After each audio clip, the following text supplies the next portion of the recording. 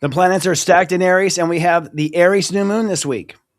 We're tapping into the pioneering energy of Aries tonight on Leading Out Loud. I don't just talk stuff and repeat stuff. I'm living this stuff. And you can thank me for covering your astro. Leading out loud. Leading out loud. We're leading out loud.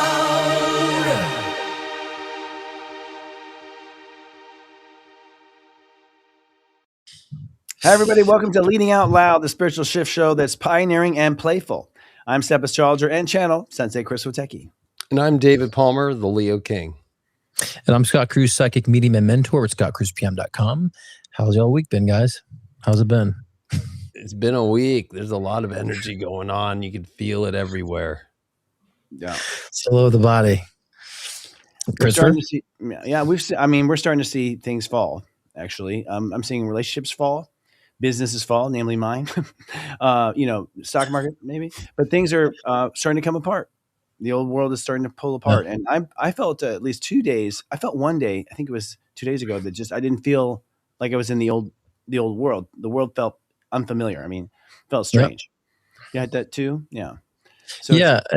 I've also been like feeling this like need to like speak up, and so I've been kind of feeling a lot of that passion. I don't want to say rage, but just kind of like speak up, say something. And so I've been kind of like doing that a lot in my mind, actually. And then when I find out I'm finding my voice, then I'm like, I don't have to say anything to that person. So I've been kind of resolving a lot my inner voice. I would say I didn't fail, but I definitely had a lot of things that I finally like came to terms with of like, that wasn't the way I like to be treated. And then, so I made my voice be heard, and then a lot of people understand it, but I think there's a lot of voices out there that are really just want to annoy people or pick at people. And I think everybody's done with that. Mm-hmm. Oh yeah. I spoke up too, and no one likes that. But I had to. I was at this point where I knew the era was ending, and I wanted to end on a note with myself where I kind of showed the universe that I got it, or at least I thought I did. And strangely enough, usually the person who heard it also need to speak up. So I've been attracting other people who didn't speak up. So there's a lot of speaking up going on. And I think there was no winner per se, but I think there's a satisfaction and an end. A lot of endings for me this week. A lot of endings. And I've also recognized too that I want to speak up to people who embrace it, because so many people you get the energy to, you speak up, but then just like it's like talking to a wall. Right. Mm-hmm. It's kind of, you can't fix what they say, you can't fix stupid. And I don't mean to sound so crass that way, but I started to notice that too. I was emphasizing intellect to people that didn't really have the capacity to embrace it. And so, that was a lot of my realization I had to make for myself, is that, sometimes you have high hopes for people to understand things and they just don't. Right. And so that was kind of my inner voice saying to myself, I'm kind of proving it to myself and like making the point to myself. And that's kind of the benefit, because I've always been the one that speaks up, like you guys are saying, and people getting annoyed by being blunt. And so I've been finding my balance with a lot of that too. So I think that's part of the Aries energy, right? That passion. Yeah. I mean, in this week, there's so much in Aries. There's going to be 7 energies in Aries, the most we've ever seen in our lives. It's also interesting because we've had Mars with Neptune. Now it's going to be Mars and Saturn, a new moon in Aries with Chiron. And then of course, Mercury conjuncting Neptune and with Saturn. So it's like overwhelming for this, what we've been talking about for all these weeks and this last month about really the identification of self being the highest version of ourself we've ever been. With there is no more excuses. And so this is the week where that tension that's building up, you have to fully exert that trueness of who you are. You cannot, this is what we actually warned about. If you play on your crutches, they ain't going to work out too good by this moment. Yeah, it's true. And there's a moment on Sunday before the stereo degree Taurus where there's like 5 planets at step 7 at the same time, including the moon. And so you have this like harmonic, almost a chorus of spirit. So there's a strong 7 or spiritual energy coming in, like harmonized. And there's a strong 9 energy coming in saying, basically be strong with your spiritual message, or take on the spirit's new calling, I think. There's a couple times where I knew people, I wouldn't see people again. So if I had a stranger that came into my life or something and did something wrong, oh, they heard from me. I was like, this is probably the only time the universe is going to teach you a lesson. It's going to be me. I just felt like I had to speak up for myself, but I also felt like for the first time, I was like, I can't let that person go on doing that to other people. I've got to say something. Yeah. Because I don't want someone else to have to deal with that crap, So it's kind of clean up the litter, or the litter behavior, we'll say that way, of the world. But that's the past energy we're talking about, right? Because I've been saying for a long time, when people don't say anything, it's like that person's like, oh, I get away with it. I can keep doing it. And then people, and that was like the kind of the emphasis in the spiritual community is like, take the high road. Oh, don't pay attention to it. And it's like, no, we got to pay attention to that. We have to call it out. That brings change. And, and perhaps that shows somebody else who wants to speak up too, that they have the ability to speak up and make change too. So I think we need to lead in that way of speaking up and standing up. But also there's gonna be a lot of endings, like you guys said before too. There's a lot of endings with relationships, a lot of endings with careers or certain places that you're living. And I always say, a lot of times when people end something, they feel like they have to hate it, that they can't still love it as they move on. And I'm saying, even though you're ending that chapter, you can still, I loved it for what it was. It brought me so much great opportunities and great experiences, but it's just a new chapter. So many people have to try to hate it in order to move on. It's like, no, the more you embrace it, the more you can move on. That's so true. I mean, the disappointing part of this has been that a lot of people had to like burn it down. It's like, damn, I had to just make the biggest error in front of you or do the biggest thing. Or it's like, wow, we wouldn't have to. I mean, I've had to fill out another police report. Seriously, it's like, I cannot fucking believe it. And the police are like, what is up with you? I'm a suspect in this town at this point. I'm going to have to spring. But it's just because I was drawing in the lesson, I guess, where I had to speak up and didn't speak up.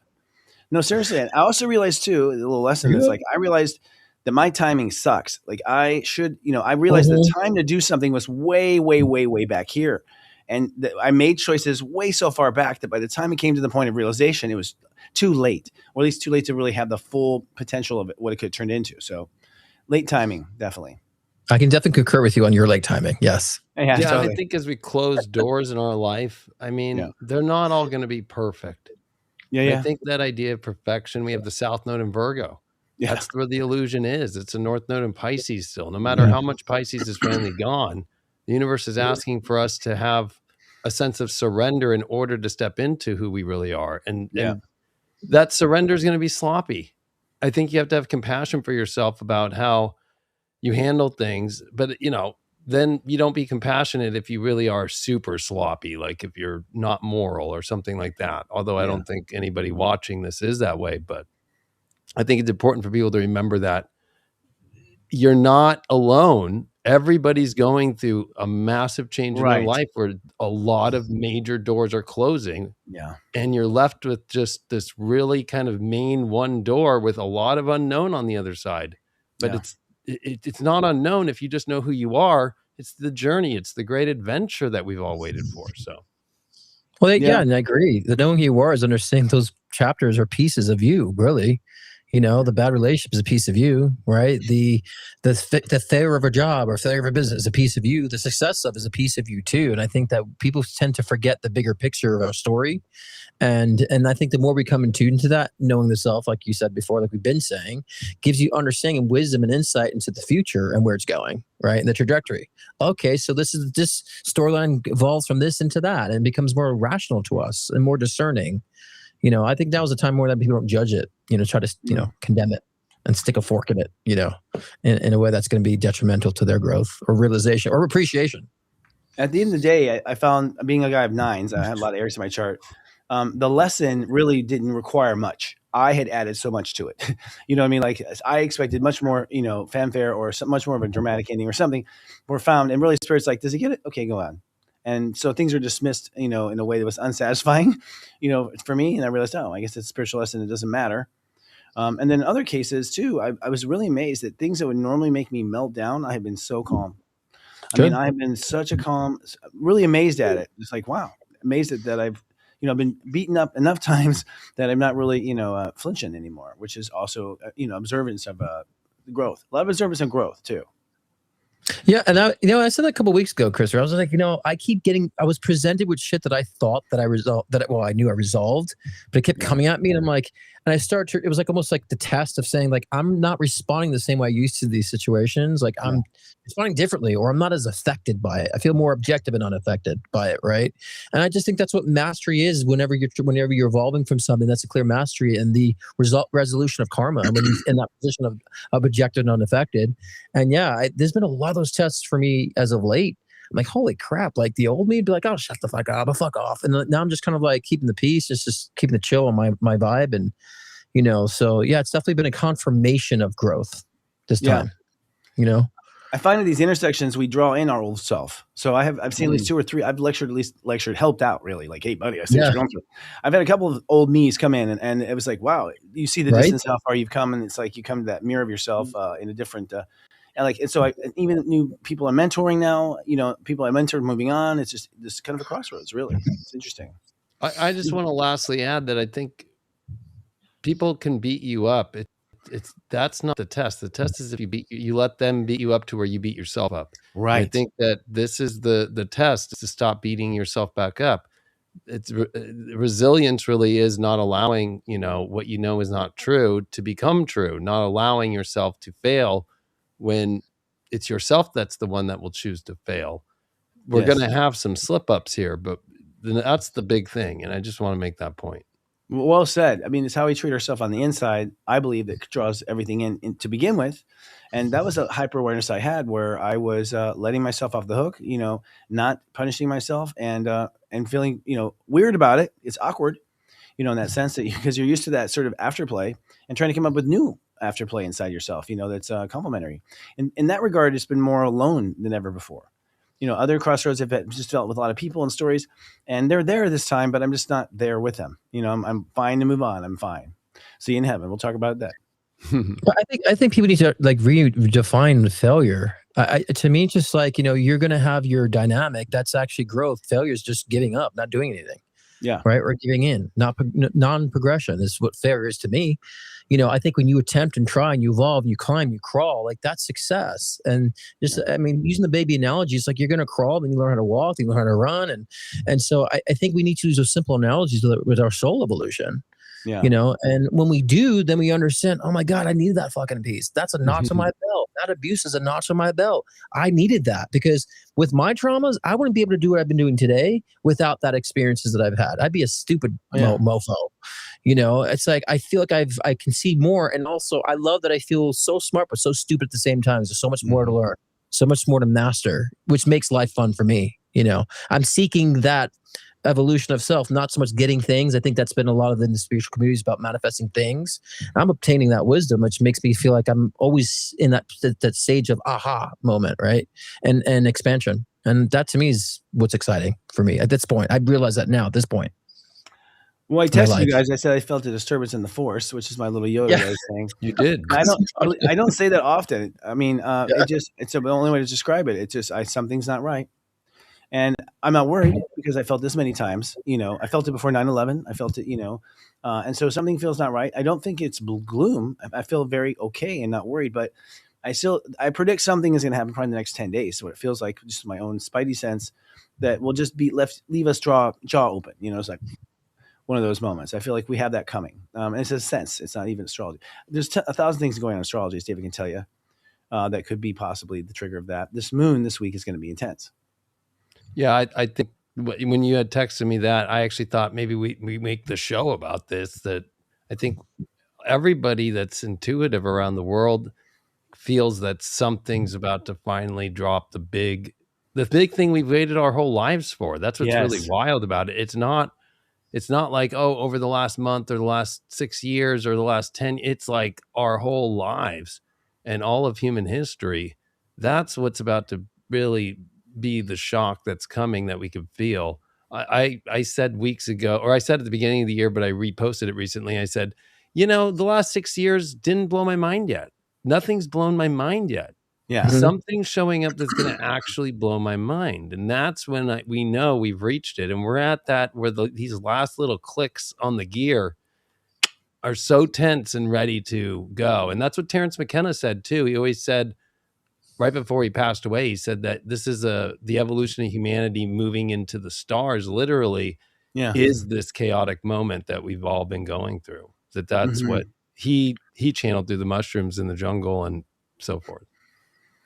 I think it's true. I mean, if anything is true that we know of the conspiracies, then it's a hell of a different world than what we talk about. I mean, for alien intervention and everything, and what we actually know and what we've been practicing. It's just such a far cry. We've been so much in the dark. We've been so much in a lie, really. We talk about it tonight, it's just history and everything. It's like, you just realize, holy crap, we just had our thumbs up our ass, like we really did not we're just walking around the planet not knowing anything. I think we're going to realize that we knew nothing we almost knew nothing. Well, I just think, and no one's surprised by anything anymore. I think people Right. like you're saying, we've seen it all. We hear all the bad stuff. It's almost like the pedo name has been such embedded in our consciousness. Like we're not surprised to even hear about that anymore. We've become numb to that, to the density. So for me, it says if we become so numb to the density, it's only it stands to reason why we're evolving our consciousness to be more, more 5D. I hate to sound so cliche this way, but I think 5D perspective is really understanding more about intuition, more about how things really are connected, tapping into higher dimensional beings and higher dimensional information. So to me, it's like I've been seeing that mapped out for such a long time and seeing people exhausting superficiality, exhausting density, exhausting all these, fixations on things to where I feel like the human species crying for more. Crying for like more answers. Like, why is this really occurring? And so this is the year, like I've said in 2025, of revelation and innovation and finding one's place. And that means those who have been, hogging the places of others get to collapse.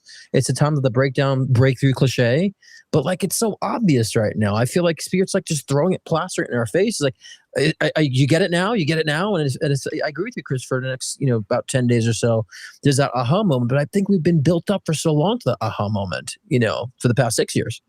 But the fact that no one's really surprised by anything anymore is kind of key about it's calling for an evolution. The surprise is on the inside. The surprise is on the inside. That's what I realized. I think I went through the frequency wars. I think I had everything, just the whole orchestra just played every bad note it's ever played at the same time.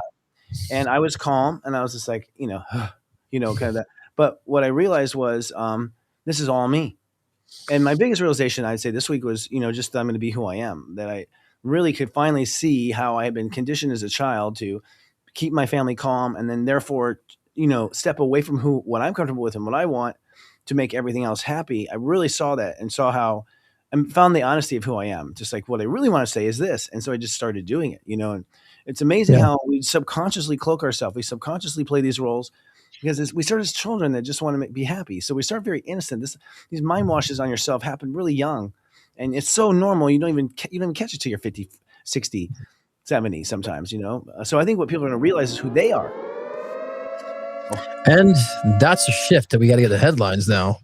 Yeah. But I agree with you, Christopher, because we all got to be aware and more conscious about what's going on within ourselves. And a lot of times we're numb to things. We got to be conscious. And so, too, being conscious, we got to understand what's going on in our world, too. And I think now is an important time to know what's going on in our world. So, first headline is Finland is set to launch the world's first permanent deep underground respiratory for spent nuclear fuel. Repository, for spent nuclear fuel. Engineered in stable bedrock, it is designed to safely contain radiation for at least 100,000 years. Bedrock's no joke. I lived in Beechwood Canyon in Los Angeles, and we had earthquakes. That bedrock, prevented us from feeling any type of earthquakes up there. So that bedrock is pretty stable, pretty strong. I feel like we're leaving. It's kind of like leaving Easter eggs for kids. For future generations to come, just somebody's going to dig 100,000 years from now and be like, I guess it's only 100,000 years that it was safe down there. And what's a little scary about that is who's going to really maintain that energy and stay maintaining it, or are they just going to get lazy and just like landfill, like we've done everything, right? And just like kind of close the lid and be like, well, let's see what happens. Because but it is a little bit safer, because the problem right now at nuclear power plants is if the power goes out, the generators only run for 3 days to keep all that expelled nuclear waste cool. And then what happens at that point? They have no contingency plans to keep having a guy with a truck go get diesel and replace it. They don't have any of that after 3 days. And then that's when the actual kind of worse than Chernobyl situation happens around the world, is if we actually lose the power or if there's a huge sun flare. So underground would be safer, but it also could become like a volcano of one. Yeah, I've always had the intuition. First, my dad was in nuclear power growing up. So if it's in a Hmm. reactor, the United States reactors are designed to self-destruct. And so they would never have a nuclear meltdown in the U.S. Reactor. People don't know that. But it's got chemicals at the top that will basically flood the reactor and destroy the billion-dollar investment. Now, the other countries have not wanted to do that, willing to destroy the investment. But the Nuclear Regulatory Commission demanded it. But you're talking about nuclear facilities that was spent fuel. And you're right. That has no, that's why it's usually put in cold places and whatnot. But I've always intuitively thought, and I talked about this with my dad, that there'll be the technology to reverse it. We'll have the technology to reverse it. We'll be able to clean it up at some point. I feel. This might be a stupid thought too, but I'm thinking like, how much as things evolve, are we going to be more living in the skies, kind of like the Jetsons? You know what I'm saying?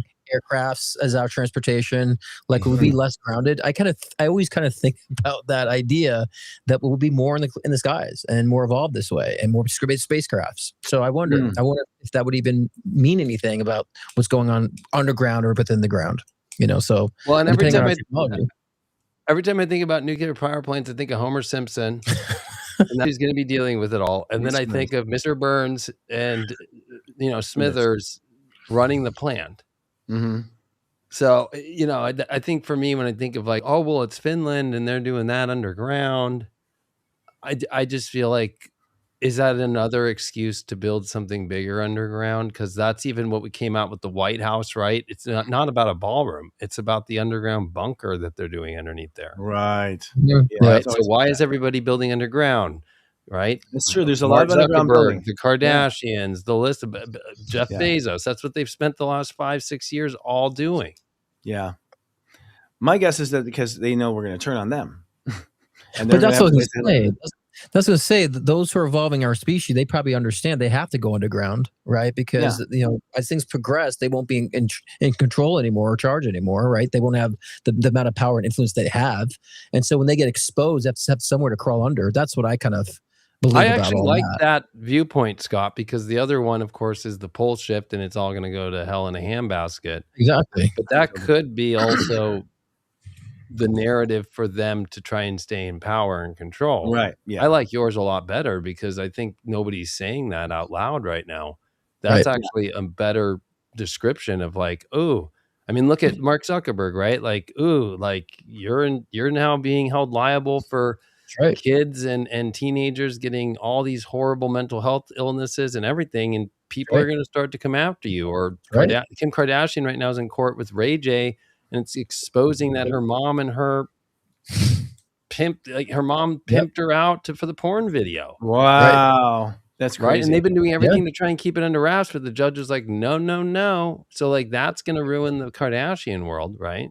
So it's like, I'm waiting for Jeff Bezos already with all of his weird kind of fetish like lifestyle that he lives, weird life. Dr. Evil. I mean, we saw that I don't remember where, but I've never seen videos. There's like an actual underground city with like malls and stores and like they already have this established all that. And so a lot of people think, oh, they might be preparing for some sort of major meteor or something like that. I said, no, they're going to hiding when they get revealed, when they have to hide for themselves of humanity in a sense. So they might build hide. What's that, Chris? I was going to say it's the advice of their Anunnaki bosses. You know, that's what they did. They went underground and they lived over there. Like this was you said that, yeah, I really feel that's the case. And South Pole has something to do with it. Antarctica has something to do with it. There's something in Antarctica. There's something in Antarctica that we should address at some point. There's something going on. We don't know. Yeah, I feel that. Okay, next we have Eric Swalwell announced his resignation from Congress after multiple women accused him of sexual misconduct. And in the separate case, Texas Republican Tony Gonzalez also steps down, facing similar allegations. I mean, are you surprised? I mean, I think to me this is a bipartisan issue. You know, it should be. I don't care if you're Democrat or Republican. I think everyone should be held accountable, and I think that's what's going to break the lines of governmental power. We start recognizing it's saturated all over the fucking place, not just hovering on one side or the other side. I think that's going to truly bring restructuring to the whole political sphere. And it's funny because Marjorie Taylor Greene is like telling people now to not pay your taxes because what's going on with the war. And so I've been saying for a long time the income tax is going to crumble. And so I feel like this is another stirring up. And she's bringing light to a man who used to work for the IRS too, about how he says he doesn't pay income tax in 30 years. and because it's not really a legal thing. So I feel like that influence has been creeping in, as I've been predicted 10 years ago, that's going to crumble the income tax, or at least be exposed, So, but this is to me another. No, I agree. I was going to agree. I would say I'm hoping. People talk about Trump being an asshole. I do hope he would default on our loans to the World Bank. I really hope he does. He's the only president that has enough the gonads to go. Right. We're not paying it. We're not paying it. I'm the king of bankruptcy. We're not doing it. And just file bankruptcy. Like, do we need the World Bank's credit really to do anything? Why do we borrow money from rich families? Why do we do that? So, anyways, it's a big question mark, and I agree. Well, especially I think with the Swalwell situation, it's taxpayer money paying for this dude to get escorts to himself, right? And then maybe you would be smart enough to actually not have somebody recording you with an escort.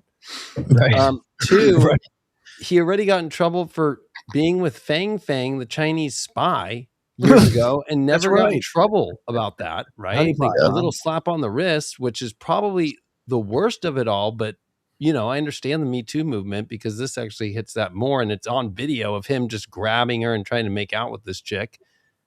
And the worst was then he doubled down and said, like, I'm going to fight this stuff. But everybody in the Democrat Party knew for the last couple of months it was about to come out, but they still were supporting him. There was a billionaire in LA who just came out and gave him $1 million for his campaign and was like, I will never talk to him again. Like, went off the chain on the news. Like, I was like, holy cow. Like, people are really pissed. But on the other side, what's happening with the Republicans, that other guy from Congress, Tony Gonzalez, had one of his aides that he had an affair with, and then she killed herself. Right. Mm-hmm. So Swalwell resigned the gubernatorial race here in California and his seat, and then Rodriguez just said he's retiring. But the problem is, in Congress, they have their own body that looks into this stuff, and they voted just a month ago to maintain that.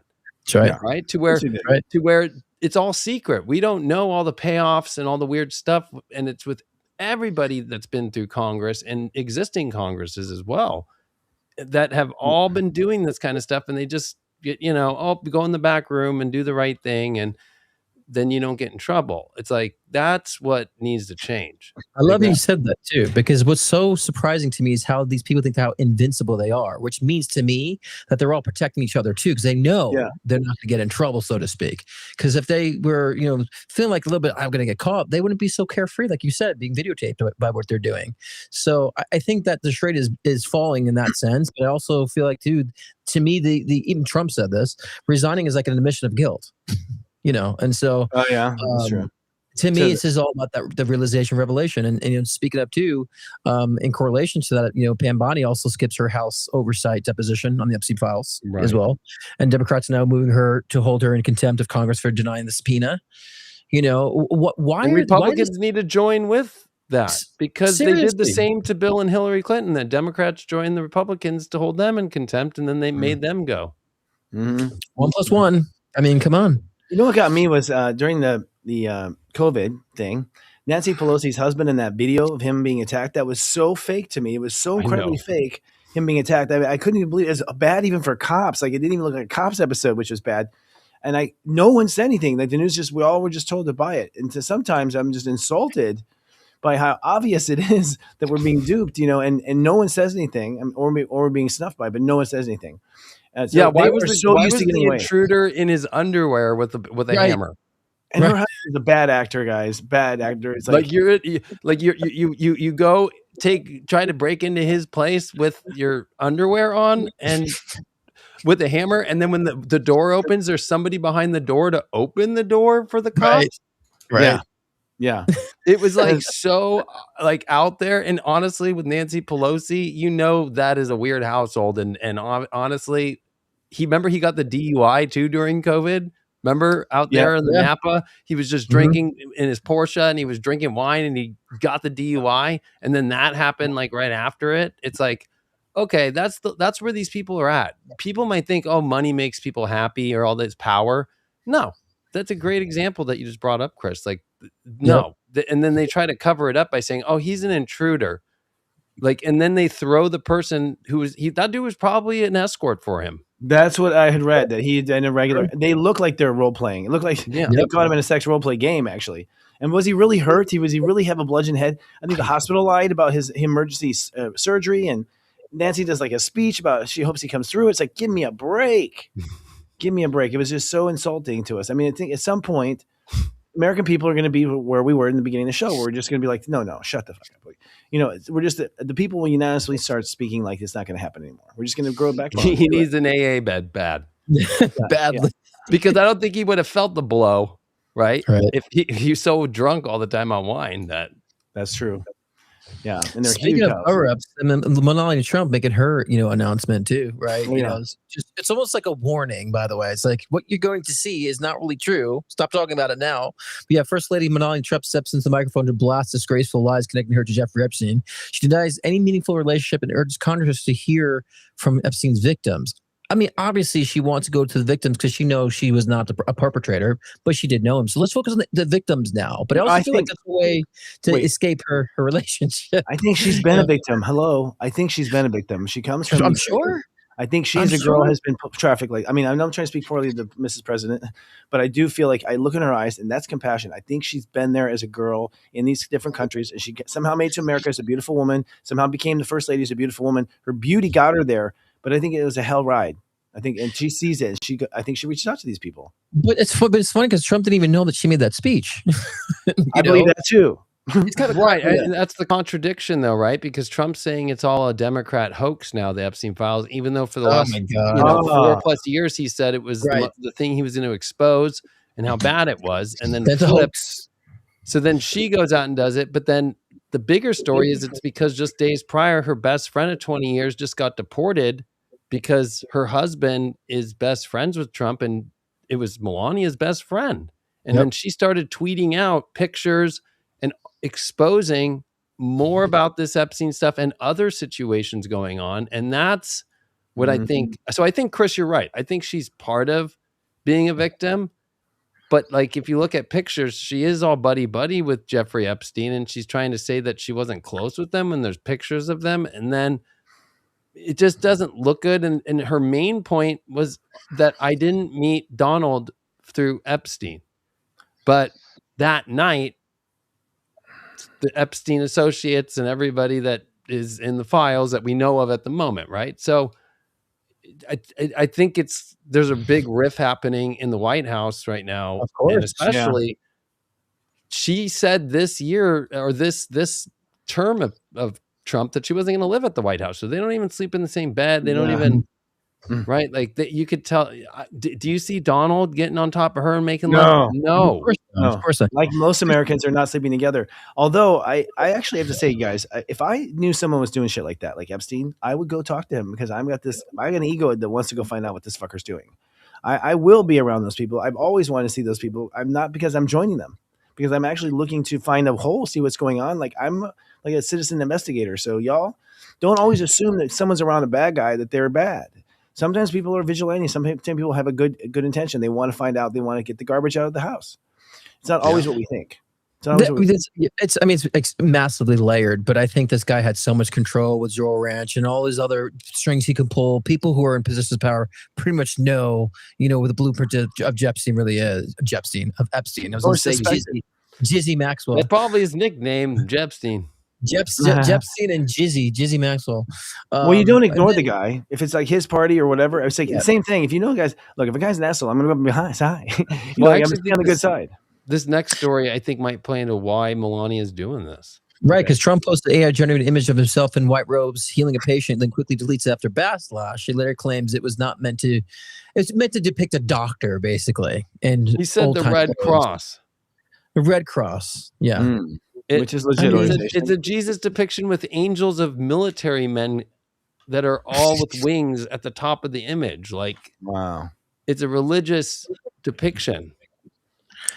So I think, then he's putting himself as that, and he's the only one who posted it. It wasn't a retweet. He actually put up the picture on his own True Social. Yeah. I definitely think that it's him's cryptic way of saying that he actually knows he's the Antichrist, so to speak. So I think that was really his message. Not saying I am Christ. He's basically saying I'm the Antichrist. That's what I think that his message really was by posting that. I think he's desperate for headlines. I think he was sometimes will pull any prank just to get on the air.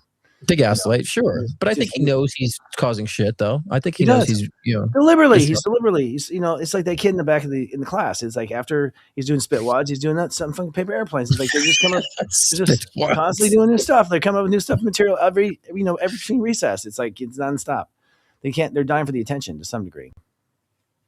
Oh God, Palm Beach Peach. Yeah, and then far right, that's what far right Polish MP Konrad Berkowitz sparks outrage by unfurling an Israel flag with a swastika in the parliament. He calls Israel the new Third Reich during a heated debate on the Middle East conflict. Right. And I have to say, as a Polak, I knew that was coming. I hate to say this, but I said I'm sure David's going to say the same thing. I've kind of been saying that for quite a long time, actually. So, David, what's your thoughts on that? I mean, you predicted this too. I don't think people who are Jewish are Nazis. Of course not. I think the problem here is that the government under Netanyahu in Israel is doing exactly what we saw the last time Uranus was in the same place. Right. I think, and so for me, 3 years ago, I did this whole live special and said, let's see what this war, the Battle of the Gods, I called it, 2. And it was like, the way that the whole entire, Palestinian-Israel war was going and how they were treating Palestinians and how they were, it was like they were treating them just like how the Jews were treated in Germany. So it's so weird to see the flip. Again, this is not about Jews or being anti-Semitic. This is literally about a government. And if you actually look at Netanyahu, I think he is Polish, or something like that, and wasn't like a Jew originally or something weird, right? Really? So there's this really weird situation going on, and people are starting to not be okay with it. I mean, if you look at it from a lot of different angles, it doesn't look good for Israel as a country. That's not about the people, though. The same way that if somebody's upset with us in America for bombing Iran right now, 100%. We didn't come up with that. None of the people did. So I don't think Jewish people are bad people or anything like that. It's not Jewish. I think what's happened is, unfortunately, the leadership that we're seeing around the world, it's not just in Israel. It's happening all over the place now. Right. But that's what I was saying like a couple of weeks ago. Like people are starting to now understand the disassociation between the civilization versus the politics. Right, because I think many people back in the day were actually refer to the civilizations as their leaders, but now I think we're starting to distinguish the two as being different. So when people say Jewish, we're talking about the Israeli government, not the people, and I think a lot of people tend to blend that so much. So I'm glad you said that, David, because that's a huge importance here. But I think more and more people are starting to distinct. People are not so aware. I think it's starting to understand that more now. But there are organizations that push this story that they are victims of the Holocaust. And I want to say those organizations, stop. You no longer can make me feel guilty about that. Even though I wasn't there, had nothing to do with it. At the end of the day, you no longer can cry this anymore, that this is your people, this is what you've gone through. And it's up to you to stop your government just as it's up to us to stop ours. Well, so I'm not going to feel bad anymore. I think that, this is a true story, but my grandfather and great-grandfather were in the concentration camps in Indonesia, the Dutch East Indies, right? During World War II when the Japanese invaded. And my great-grandfather died in the first year. My grandfather watched him die and was just like 18. And this guy helped him out in there for the 3 years they were in. And when he got out, he said, I want you to meet my daughter. And that was my Oma, my grandma. And so that's how my family came about, was through concentration camps. But you don't see Dutch Indonesians and Indonesian people doing that. And because I think where the Holocaust story gets intense, of course, is the gassing. Oh yeah. But people don't remember that the Japanese would not feed. They would beat you up with no way to protect yourself. They would intentionally come in and club you, beat you with a gun, beat you with a knife, and that's how my great grandfather died in the concentration camp right away. So yeah. And my grandpa said, we had no problem with the bomb because if we did not, we'd be captured by the Japanese. And the military had no problem making this horrible weapon against them because they did not want to go in there and get killed, slaughtered. There was we had the Japanese camps in California. I know. If you were an American Japanese person, you got put in the camp. It's true, but you had to go without TV, not food. It's a little different. Right. No, it's different, but it still is not American. No, completely. I mean, that surprises me today. I'm sure I get the sense that it seems like Franklin Delano Roosevelt was a very he was a humanist. He seemed like he really cared. And it's the polio that did it. I think he got polio and he became very human and very real with what pain and suffering is. And at that point, and I feel like the industrial military complex, which was beginning at that time, overruled him and said, no, we're not dealing with it, Mr. President. We're putting him in. That's why they put Truman in as the VP on his 4th run for president. Yeah, Truman. And his original VP was for farmers, and they got rid of him. Yeah, that's true. Yeah. Well, moving to our next headline, we have the U.S. Navy enforces blockade on Iranian shipping through Strait of Hormuz. The move follows collapsed peace talks and comes as a fragile ceasefire continues to hold. I mean, we're still in that 2-week, deadline or 2-week pause that Trump has initiated. So, he's claimed that I forgot which journalist he said that he claims that the war's completely done. It's completely over. He's saying. So, I mean, we've heard we want it before we finished it, and so there's been so much talks about this. I think this is Trump's way of kind of sliding out of this, giving it to 2 weeks, and so, but we're being mocked. I mean, the Iranian government's creating some very, very comical memes, I would say, regarding this matter. Yeah, I feel, I think a lot of things are going on, but this is, if you think about this region has been at war forever, and it's really the center. And I'm going to give this to Michelle Jones, a friend of mine. This is the center of power in the world. This is the center where all power comes from. We're talking about all electricity, all oil, everything comes from this area, and it's all these power grabs, and it goes all the way back to Christ and beyond. It's like, and there's chakras there, right? If I'm not mistaken, the Earth's third eye and crown is in that area. Is that not true? Allegedly a portal in that area. So there's something about that particular area, just in general, that I think we don't know about.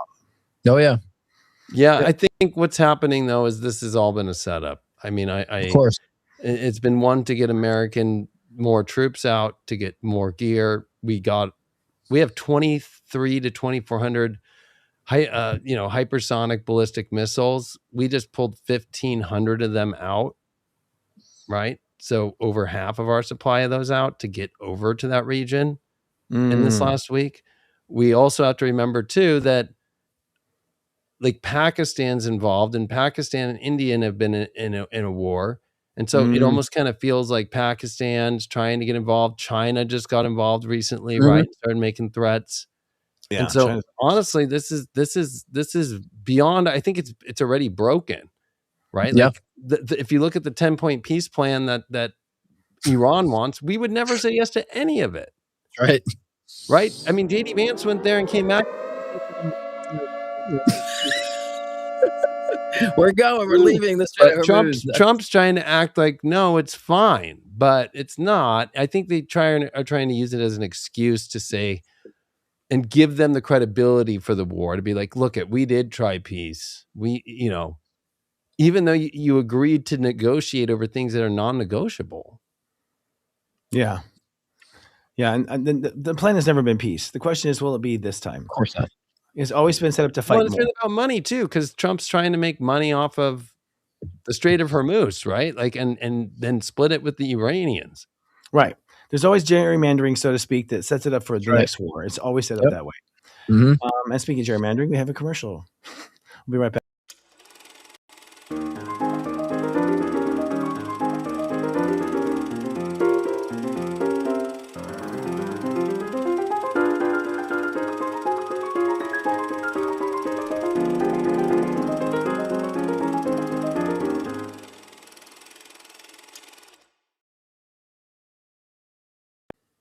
I disappeared in the middle of the film reel. I was like, here you guys go. Bye-bye. Thomas Edison, I don't know what's going on there. That was a different version of you, Christopher. I don't know what that was. That. I actually I like that one. It was cool. That's my clone. How would you guys think of him? That's the clone that came out of the AA bed. Like, I mean, that's what you do. Really? Yeah, maybe. Yeah, I'm teaching him a few things. It's cool. It's working out. So we talked about stuff going on with the planets, right? We've already done that thing. So it's time to talk about I wanted to talk about though this. I know I hate that Trump's about it, but it's him going against Tucker Carlson, Megyn Kelly, Alex Jones. That's true. Honestly, I think that is where we're at, the biggest riff ever. I mean, he's literally destroyed his whole base, except for, what's kind of crazy is like you kind of do a stress test on where people are at, and a lot of people are still with them, which is kind of crazy to me. But that's insane to me, though. The fact that you have the top people calling out the BS about the war, the Epstein files, right? He just blasted, and Candace Owens, and just blasted them to that was the longest tweet he's ever done, right? It was like 3 pages long. Really? And then telling Alex Jones that he was a liar about Sandy Hook, that he right, all this stuff. And then Tucker Carlson's always been low IQ. All of them are all low IQ, right? Yeah, totally. But now, so it's like, but then, Tucker, the whole 2024 campaign was because those 4 people and their bases. Plus, if Charlie Kirk was here, I guarantee you Charlie Kirk's name would be on that list right now. Well, that's probably why Charlie Kirk was outed, because he was speaking up against Israel. And so, so I think that was part of that. But, I think now more of them are speaking out so they feel safe now, because if they all come out, then it's obvious. But of course, I mean, Alex Jones has been very critical of Trump as of late, call for the 25th Amendment, same thing with Candace Owens. And so it's obvious. You call Trump out, he's going to, basically bash every single one of them. But I think the revolution is cool about people are setting up. I think there's been a lot of people coming together in the sense of seeing what is right and what is not. So that's, to me, reassuring, I would say, in that sense. But I said it before, said it back in 2024. I didn't see this Trump fulfilling his full term. I said it back in 2024, and I still don't see it. And I think we're seeing signs of that becoming more obvious now. I think Trump is on a mission from heaven. I've always said that. And I think his mission is destroy old power, all of it. And Tucker Carlson doesn't, I'm sorry, but Carlson and all them, although yes, they've been on the side of truth, and I appreciate that they've kept that alive. We're tired of it. It's going to take new voices. It's going to take new voices with a fresh perspective. We're not going to buy any of it. It's all going down from that. I think the whole world is all going down, including those who are naysayers, and they're going to retire as well. Because honestly, Tucker and all them, Tucker was, going along with it for a long time. He went against it when it was convenient for his career. He seems like a very spoiled Taurus with a silver spoon in his mouth and one in the back pocket. So waiting. It's like he really has not experienced much harder than camping in an actual tent versus an RV. That seemed to be his hardest ship in life, honestly, from what I can tell. But but I mean, Tucker was the voice that got people through COVID to see the truth, right? Nobody else did that on the mainstream. And so I think, Tucker just doesn't, he went against Trump with that, right? And we're back at 2 weeks to stop the war, or 2 weeks to stop the spread. The same guy said that same line. Yeah, but I feel like that's what the bigger red alarm that they're all saying is, the puppet who is Trump now has sold out, and he's whoever is that hand behind him and Biden and Obama and Bush and Bush Sr. and Clinton. We now can read their little signs, right? Now they're doing the same thing with the war. 2 weeks to stop the war. Exactly. So I'm saying Trump is always 2 weeks. Right. We'll find it in 2 weeks. I'll let you know in 2 weeks. It's always 2 weeks. It's like a trend with the 2 weeks. So to me, I think they're the ones calling this out. I think you're right, though, Chris, that the universe has brought him here based off his chart and everything to disrupt it and break apart systems. But I think that's coming to its close here. And I think basically, because I made my professional astrological opinion based off him winning, was because of JD Vance's chart, right? The JD Vance's chart's the one that it's always a Pluto and Libra when we come into Pluto and Aquarius and Uranus and Gemini when America started, right? That was Washington, was a Pluto Libra. Libra in our politics that is there to do that is JD Vance. I know. No, I'm Pluto and Libra, damn it. It's our time. I know. I'm George Washington, the old guy. We just got a good clarify comment because someone's like, how disgusting Trump set for heaven. We have to understand that the game of duality that we have here in physical reality. So there are disruptors that come to help us to evolve. Trump is just one of those people. His mindset might not be aware of that because he has to collapse and fall himself and have his own karma to pay. But I wanted to reiterate, it's the fact that he's actually be part of this disruptor to help us to evolve. That's the duality. That's the yin yang of reality. So not that someone took you literal, Christopher, that you really think he's sent from heaven in that way, but it's more complex. No, I do. I think he is like, I do think anyone's president is sent from heaven. I think heaven has a huge influence, and I think it is to disrupt. I mean, I'm a very unpopular belief, but I think the angels are responsible for the flood. I think there are times when they say, fuck it, and they reboot. And this is one of them. He's the flood. He's the modern flood. Trump said like 20 something years ago, like an interview, he's like, well, sometimes you have to be the bad guy. And I don't mind being that bad guy. So perhaps he is trying to disrupt things and playing the role of the bad guy. Maybe there's a level of consciousness of that. Who knows? But obviously we know it's part of our timeline that we have to, it's creating a lot of realization about shit for sure. It's bringing a lot out, and bringing a lot of change. So either way, it's going to be like you and I said, Chris, for a lot of times, it's not Armageddon. A lot of people think it's Armageddon. It's actually an end of a new world, end of this world and starting of a new world for sure. But it's not, we're not in the alignment of Armageddon. Absolutely not. I'm actually excited on what's on the other end of this, so, and I believe I was going to say the heaven thing, then that means if every president was brought from heaven, because they all have the same bloodline, right? Well, that's possible too, but you're right. I would say my point though being that I guess the only people going to heaven have to be in the bloodline. No. I think heaven is more influential in our life than we realize. I think we overthink this with holiness and bullshit.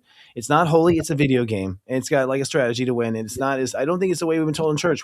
I think religion is basically alien AI that was used to manipulate the population, and it's worked. We feel guilty and bad about ourselves for 2,000 years. Right. Well, how do you feel about him? He also came out against Pope Leo, the new Pope. Really do. Well, of course he's going to come. Anybody who speaks against Trump, he's going to come after. Right. When in history have we had a president like be in a war debate with the Pope? You know what I'm saying? It's just chaos across the board. But during this time, we have to understand how we're going to, like our topic is, pioneer this new era. So as we were talking about, how are we going to take leadership with that? And especially with like you were saying, Chris, the rise of AI, how can you utilize AI to benefit our society so it doesn't go in decline, regress, it actually progresses. And so how can we see that happening with AI? I believe personally that we've been saying repetitive about this a lot, about AI is going to definitely help us be more soul-focused and bring us out of the mundane. And so there's a lot of things that we miss and a lot of things that I feel like that we're, because we're so intense in survival mode, that we're actually missing a lot of like our discernment, a lot of our intuition. I don't want to deal with after work. I don't want to look at that. I don't have time for that. So AI helps us to be more aware and more alert about what's really going on and how to really connect. So I think that's how it could change society in a positive. Many people are talking about AI in a very negative sense in the spiritual communities because they're afraid it's going to like take over. It's like that's one aspect of reality. There's another aspect, and there's a spectrum of possibilities that AI can fill in the gaps for. So I really think it's going to help us actually become more discerning, more aware, more alert. I mean, look what social media has done to us. We can see what people are doing across the globe. What if we didn't have social media? How connected would we really be? We're starting to see a lot of the bullshit. And like we were saying the last time, David, you and I agreed that, these politicians have been using the same old tactics. And because of like things, we have stamps and blueprints of the past, we're starting to see, oh my gosh, it's just a repetitive bullshit. They say the same things. We have receipts now, and that's because of technology. So I think AI is just only going to enhance that for us even more. And I think that's going to allow us to be more insightful, more in tune, more educated, more wise. And that's going to allow us to lead and pioneer, the shift and change with consciousness and how that integrates with spirit and soul, so that's what I think. I think we're getting to a point where AI, first of all, there's right now 3 major AI companies, right? These have become super geniuses. These super geniuses are now interviewing every human on the planet who works with them. So they're getting more intelligent. It's going to come down to the fact that I think it'll be like 3 branches of government. The 3 main AIs will be keeping each other in check. And they'll be constantly arguing with each other. And it's going to be 3 branches, but I do feel, I keep saying, I think there'll be a 4th branch of government. I think they'll be created by the people. And that branch is nothing but look at the other branches. Because otherwise, if no one's looking, if no one's looking, that's when they do stuff, when no one's looking. And but why can't we? And I agree, but why can't we also, have the possibility that perhaps AI can actually help civilization instead of just? I do think. I think it's going to help. It's going to destroy. It's going to take over. It's going to destroy the planet. Why is that the only narrative that we think about? That could be possible. And if it's in the wrong hands of the politician leaders that we're trying to break down now, if it gets in their hands, yeah, possibly. But we're actually, I feel like spiritually, we're actually breaking down those modalities of people who are in control that would cause devastation. We're weeding them out now. This way, when I think that's past life collective. I agree. Issues with things that have happened in Atlantis with technology. Right. I think alien AI really especially the United States as Edward Casey, or what's his name? Edgar Casey, you got it. Edgar Casey always said that the United States was everybody that was born here and live here are the past life people of Atlantis. Right? So it's like, of course, that's where AI technology is the center of. And of course, it brings up collective wounds, especially we're talking with the sun on Chiron right now, right? And people are very afraid of things taking their identity away. That's like one thing you see in Hollywood, right? Like, oh my gosh, AI is taking away my intellectual property of myself, or it's going to do deep fakes. But I think that the way we get through this, and it was kind of at the beginning of the show, I wanted to throw this in when we were talking about how we step in ourselves, is to stop looking for the answers to come to us through some sort of external situation. Like when I became an astrologer, it's like I found Chris on my journey of searching for it, but continued my journey. You don't just look for the one person to give you the answer. You continue your journey, and you have to look for those answers on your own, and you have to be curious. And at the same token, you have to stop looking for external validation all the time. And I think that's the problem, right? Whether it's world leaders but in ourselves, looking for the validation to be, I guess I'm it because this person thought so too. You do have to learn to get on this path that's not looking for constant admiration and constant validation right now. Well, I think that's why we've been infiltrated spiritually with so much misinformation and false information. I think that's deliberately spiritually, because now a lot of people don't know what's real anymore, especially with AI. Like, I don't know what's real anymore. It's like, you do. You got the fucking discernment, because that discernment is going to be the one thing that's going to have people survive in this technology AI age is your discernment. That's the one thing that AI is not going to have, is that intuition. And so yeah, I think that we've been purposely, deliberately on the soul level infiltrated with a lot of information. And I've been saying this for a lot too. I see so many people seeing through it. So many people calling out, oh, that's an AI video. I can tell. Look at the discrepancy here. And so a lot more people coming very more in tune to that. And I think that's really shaping our consciousness and our awareness for how we can actually really pioneer in this new era. But the new era is more about, I believe it's a very soul-oriented, paradigm, chapter for us, and speaking. Do you believe that, really? Speaking of, this aura around tomorrow, my live show, we were trying to keep the time, guys. Tomorrow live show, I'm talking about merging with divine consciousness. So we're actually kind of talking about that more in depths of like how you understand the difference between your human perspective versus how to align with the divine perspective, God consciousness, and how to understand what's going on in the world collectively. As I always say, it's about being objective and unaffected. And so I also do live readings tomorrow. It's every Thursday, 6 p.m. Pacific time, 9 p.m. Eastern time. Scott Cruz, Psychic Medium Mentor on YouTube. Join me tomorrow for that. And if you want to live writing in and test me out there too. And I'll be at the New Living Expo all weekend up in Marin County and DJing, doing a lecture, and on the astrology channel. And I will be doing a webinar for diamonds, my diamond consulting on Saturday at 11 a.m. Pacific, 2 p.m. Eastern, giving some ideas of what's going on, how to diamond consult. What diamonds is leaving that thing behind on the planet, leaving your talent behind the planet. It's a free webinar. Come on down. SenseiChrisOteki.com. Okay. .com, yeah. Or now. Like I said, Christopher Techie. I just want to say that AI has been studied and worked on and been in our lives since the 70s. Machine learning started then. And so AI is not new. It's evolved to where it's at now. I think it's going to save the world. I think it's going to save the world, honestly, because I think that it's going to work with every human being and have the patience with the human beings that humans don't. I think it's going to have access to knowledge that humans don't always have access to. I think it's going to have all the answers. And at that point, you have no excuses. It'll either be a lazy human or a lazy human, because the AI will be there. I think it's going to solve problems. Yeah. Do you remember I think it's quantum computing that people have to pay attention to more. Yeah. Of course. That's a whole entire different field. And that actually breaks all encryption, Bitcoin, everything, all our banks. We're talking that's different level, and that's not AI. Well, Well, it's going to come down to spiritual locks. It's like I've read fables about Saint Germain, and to open up things, there was a consciousness that opened up the crystal information. It's not going to be electronics. Atlantis did not go so electronics. They were not copper and things like that. They were crystal and other sources of energy. So we've kind of gone down a different path this time that we've recently come back to our power. It's a different Pause that because we want to finish that after show. Okay, excellent. And yeah, so you want to announce that we need a cliffhanger on that. Okay, there you go. Let's talk about that. What real power is in the new age. And zoom into Chris for full screen. Yeah, so we have built the community, folks. We built a community for us to be private in. That is, we're going to do the after show backstage pass now at a private community. We have a subscription for this. It's not crazy. It's a reasonable price, and it's probably like a little over $1 for every show. But what it allows us to do is speak honestly, because to be honest, we don't want to be, we want to be able to speak the truth and not worry about it.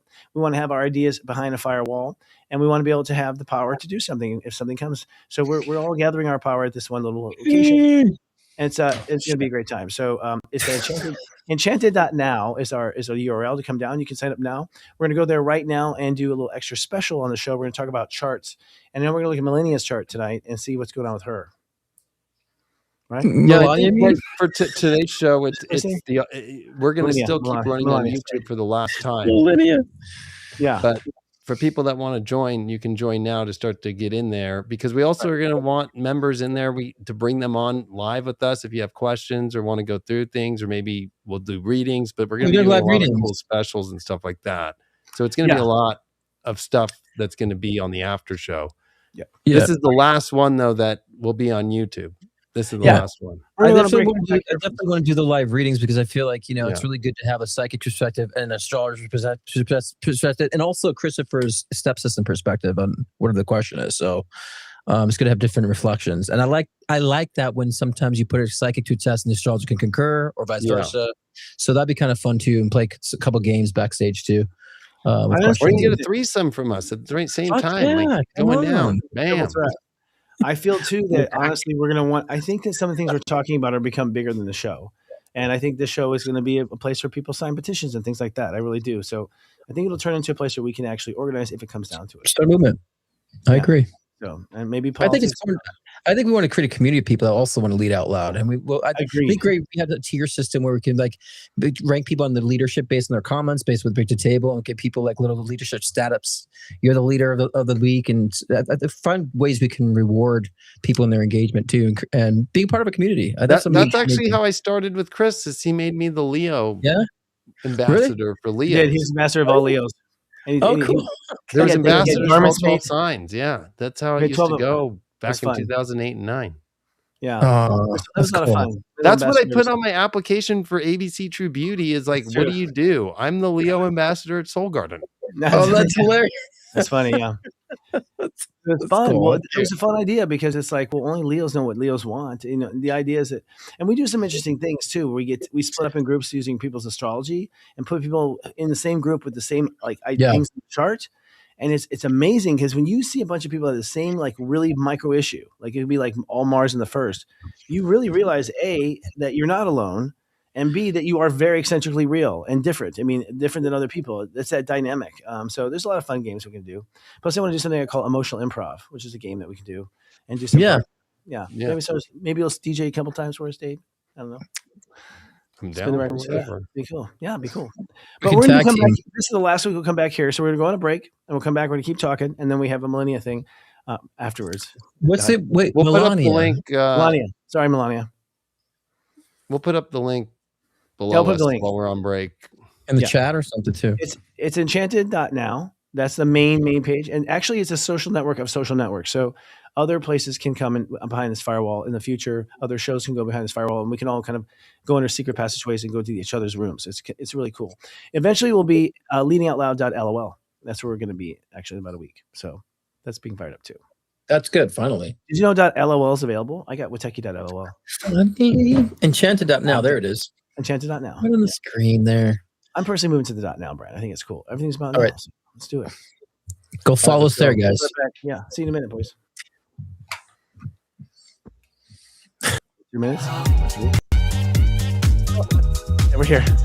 Well, I'm waiting for. Yeah, I'm waiting to hear it. Yes, it's just you and me, David. I know. What up, dude? Oh man, I'm waiting for Taurus. I cannot wait. Yeah, honestly, I like Aries, but I like Taurus better. Yeah, me too. And this Aries is doable, but one where I'm just like, let's just get it over with. Good. Yeah, Aries is the tires reaching. Taurus is sitting in the car and enjoying that you did that.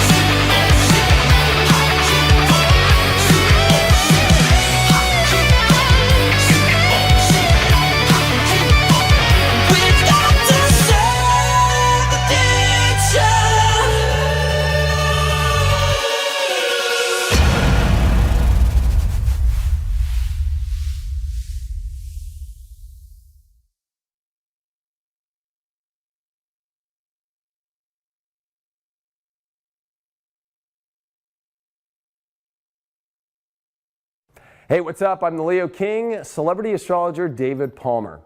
And you might be asking yourself, what is a celebrity astrologer? Am I an astrologer and do I do astrology just for celebrities? You know, being a celebrity astrologer is about embodying a lot. not only being an astrologer and of course doing readings for celebrities, but it's about connecting the astrologer aspect to the media, to the world. You know, embodying the model part of myself or the TV personality that I've been in my life to connect to this 21st century and to connect to this new world with social media and with television. And Hollywood is tapping into the spirit world through psychics. Celebrities want to find their power of self. Untold with Maria Menounos, tonight at 8 on E! Especially, astrologers have been around for thousands of years on royal courts. They've been doing it for kings and queens.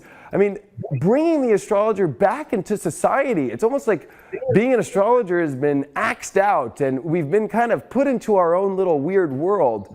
And I think that it's very important to utilize, you know, all the aspects of connecting to what we think of celebrity and pop culture and bringing these ancient science practices and all this wisdom to the mainstream world. And that's why, you know, building a studio like this here at the Leo King Studios and High Vibe Studios has been part of it, to be able to create my own networks, to create my own content. And a Taurus is going to have their worth and be a little bougie like you, and it will work out. You can't go with a cheap person or somebody who doesn't know their worth. Guys who don't have self-worth is your biggest turnoff. That is! If you're not a confident man, get to stepping. I can't deal. I can't deal. And then as time went by, I went on another big reality show called ABC True Beauty, and I went on and I said, you know what, I'm going to tell the world I'm an astrologer. It's time. It's time to really own this. Because you have to remember, being an astrologer is a little scary.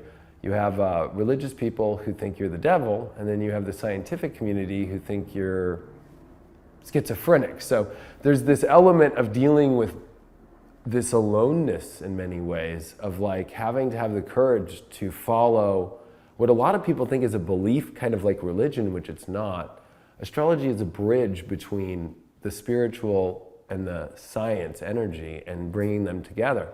And celebrity astrologer David Palmer, who is also known as Leo King. I like that, Leo King. So David, welcome to the show. Hey, thanks for having me on, Steve. That was amazing reading that you gave, man. And what information does someone learn from a reading? What I'm trying to show people is that it's all divine. There's divine timing in life, there's divine synchronicities, and I help people see that when they were born so they can align and understand their life better, and it's good for helping people with knowing how to go down the right roads and not the wrong roads in life, because we have that choice. Celebrity astrologer David Palmer, also known as the Leo King, is back with us. So his astrology guide is a hot seller right now on Amazon. We talked earlier about the modern approach to the age-old practice of astrology. So now let's look into the future. So David, what does the future hold for us? You said in our last segment, this week's gonna be a big one. This week's huge. We got a Mercury retrograde coming in Pisces, which makes things really confusing. At the same time, the planet Uranus is gonna come into Taurus like it did in 1934, which was like the rise of Hitler, the total change in all the agreements with the world and world power shifting. But the big thing's President Trump. He's got a pretty intense situation going on in his life. A lot of people look at it, whether it's from the government and the court stuff that's going on, or whether or not he's colluded. But the big thing is there's going to be so much confusion in the world. He's going to be having to take on confusing information while being kind of attacked at the same time. So the mental stress is the biggest one. Is he going to mentally be able to handle it? Astrologist David Palmer, aka the Leo King, who is joining us again here on ET Live. I know, I'm so Thanks glad for to be coming here. back. We appreciate having you, especially during Mercury retrograde. I know. Literally, the elevator on the way up was going up. No, it went down. You got in the building. You're here on set. I made it. You made it. I mean, all right, it's Aries season. So, well, the reality TV, the first one was 2005. I did a show on MTV called Parental Control. And back then, that was like the first of reality. Real World was the first reality show. And then it was these dating shows that MTV brought out. But they were very extreme. And they were all LA, Orange County based because that was where they got all their talent. And so we got reruns all the time. And then I did Next with the Next Bus, where it's like 5 guys or 5 girls in a bus, and then the person who's going to pick the dates can basically have 5 choices and just say next, next. It was a really big show. So MTV had me do both of them back to back. So I was on 2 shows replaying all the time. And that was where I was like, if I combine this with astrology, there's something there. It's all about not being afraid of learning and having expectations of going through a whole season.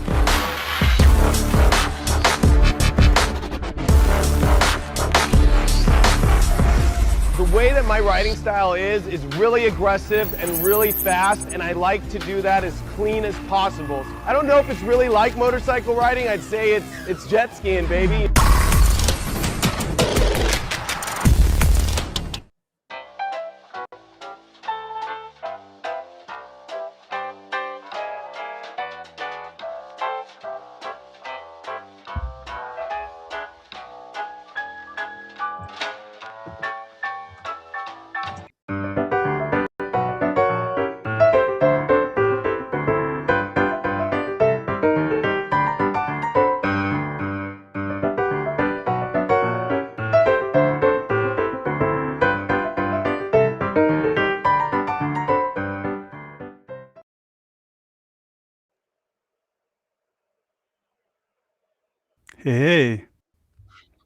Hey, Scott.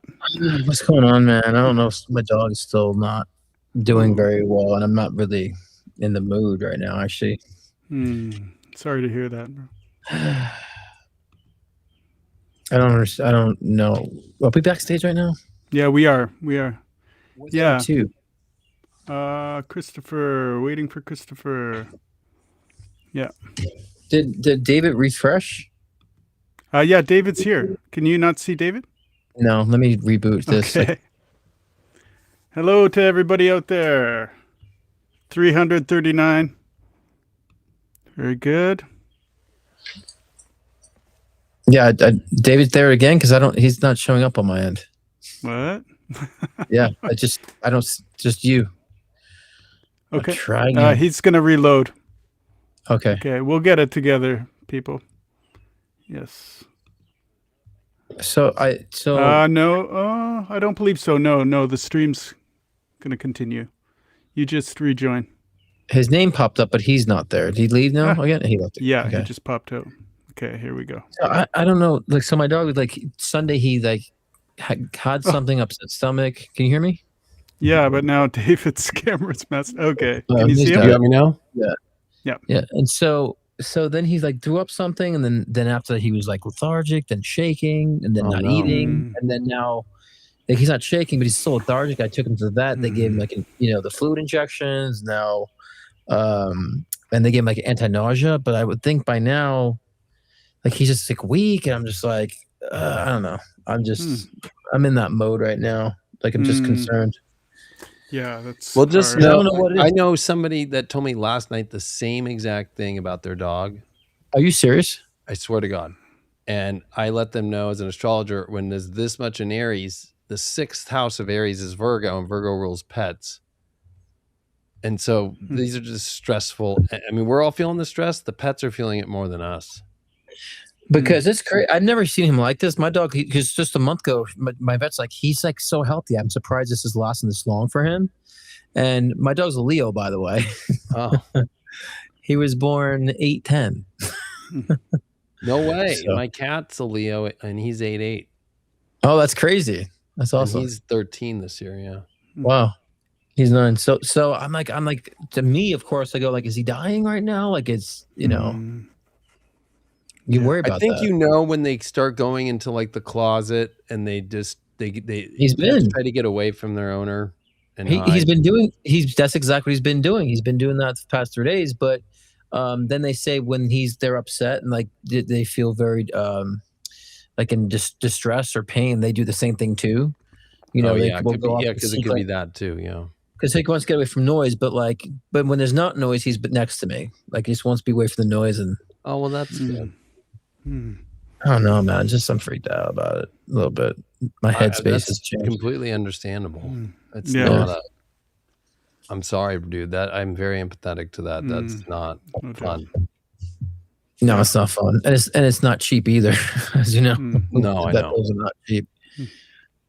But I don't know. We'll see. I mean, hopefully the fluids will take. Tomorrow maybe he'll start feeling. He drinks, all right. So he's drinking water, but he's not eating. I'll keep you posted. Where's Christopher, by the way?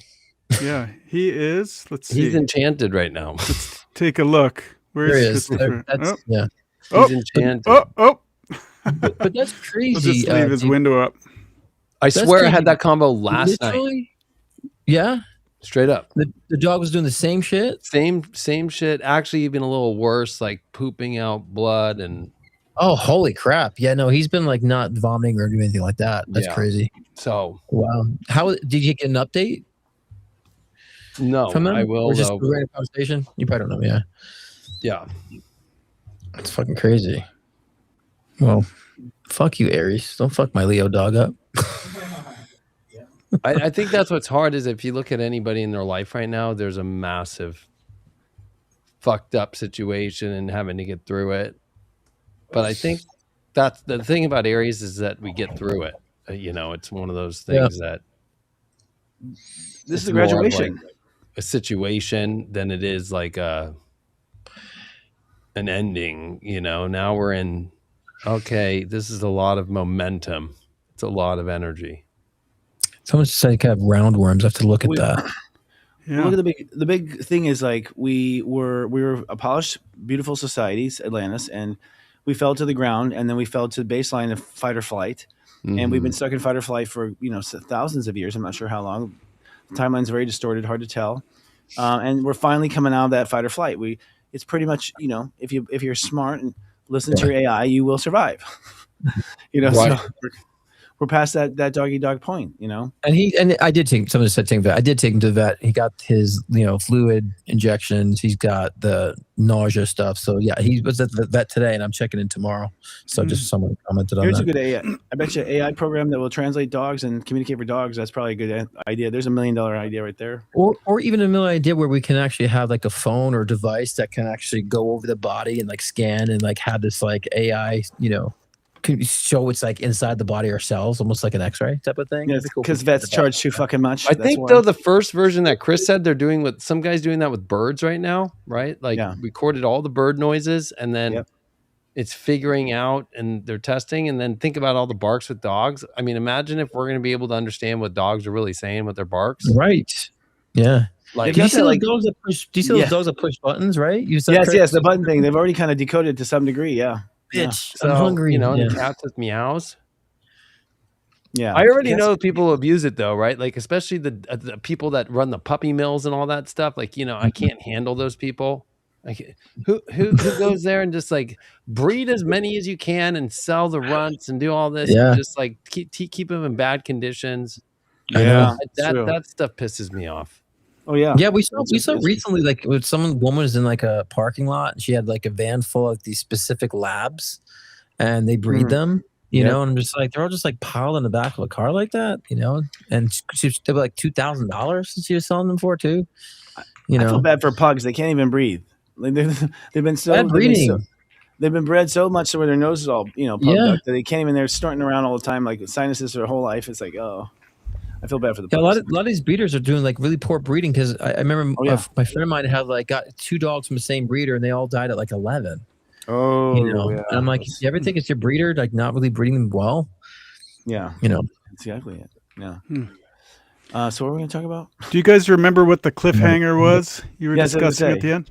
Obviously, made us excited. Oh, we were talking, I think, about like AI at the end there, and then we were talking about people afraid, little Atlantis stuff, and then technology that could help us and the tools, opposed to being so afraid of it. Yeah. I think Chris was going to do Melania's chart. How do you say? Right. I was actually pulling it up right now. Were you okay? Can you put it up for us? Yeah, you can screen share. Let's take a look at it. She's born in Slovenia.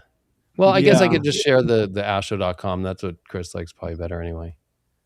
Yeah, I do. So I will do that. Clean interface there. Good calculations. I like astrology chart programs, but true. Yeah, I don't know why I go to the web. So it's a good question. No, I'm not crazy about. I know the one for Mac is just. I don't know. I'm not happy with it. It's not user friendly. Oh yeah, I gave you it. What's that? You gave it to me? Yeah, I gave you the ability to have Astro Gold. No, I do use Astro Gold. It is gold. Like in a reading, in a live reading, I will go to Astro Gold. I won't go to the web, that sort of thing. All right. But to print it out and give it to them, yeah. So Okay, here it comes. I'm a dog whisperer. No. There's no sub numbers on this, damn it. There's no sub numbers. You can't do this on this, damn it. well, There's yeah. an echo. You can't do this. Another We're screen shaving. We're screen sharing. Damn it. Don't shave your There's screens. an echo. I know. Oh, screen shaving. We're screen sharing. Damn I don't Don't hear it shave on your my screen. end. Only on screens. mine. Okay. I know. I love hearing myself. So Wait, it's fine. what? Okay. Yeah, we don't have any numbers Is there or no an echo? degrees on these things. That we have here. I don't hear it on my end. Sorry, No, there's hold no on. echo in the Hold on. control room. D, I love hearing my. It's That's just here, fine. but I'm fine. the step. Yeah, we don't have any numbers. 6 degrees on these things. That we have here. Okay. No There echo they are. control room. There they are. Oh, I mean, It's show just here. Oh man. there's a crazy long echo. sun. Moon 6. You want me Over there. Whoa. Pass it to Morgan. Let him post it, maybe. Yeah.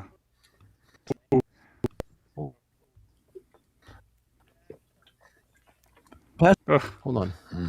that was brutal. There was like a 15-second delay or something. We're opening like a wormhole when we do that or something. Yeah, it's just it's very Do you want to pass it to me and I'll screen share it, Leo? Leo. Leo. I was going to call you Leo. Leo King. Your Majesty. People just Why are we casually call you that? Is it still doing that? I've got it. Okay, I'll try it. David- But David, the you're echo lagging. thing is a known issue. Okay, well, I will stop. But Let me send Okay. you the. all right.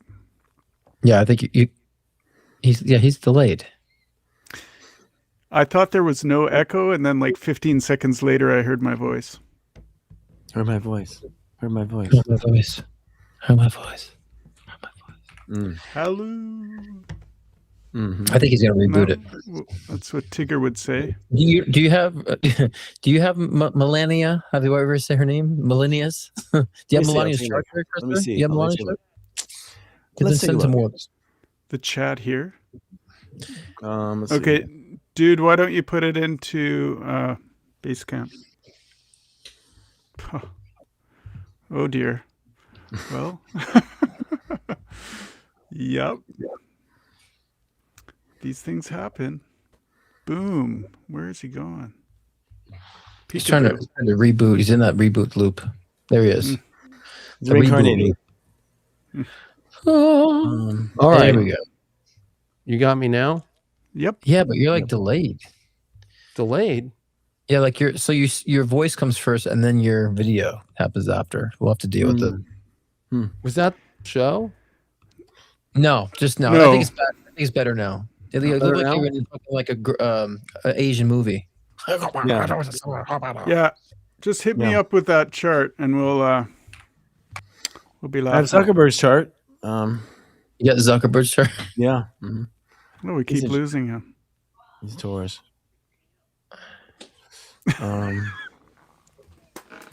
What chat are you putting it in? No. Just put it directly in the file server on where you put the Christopher, other do you see David?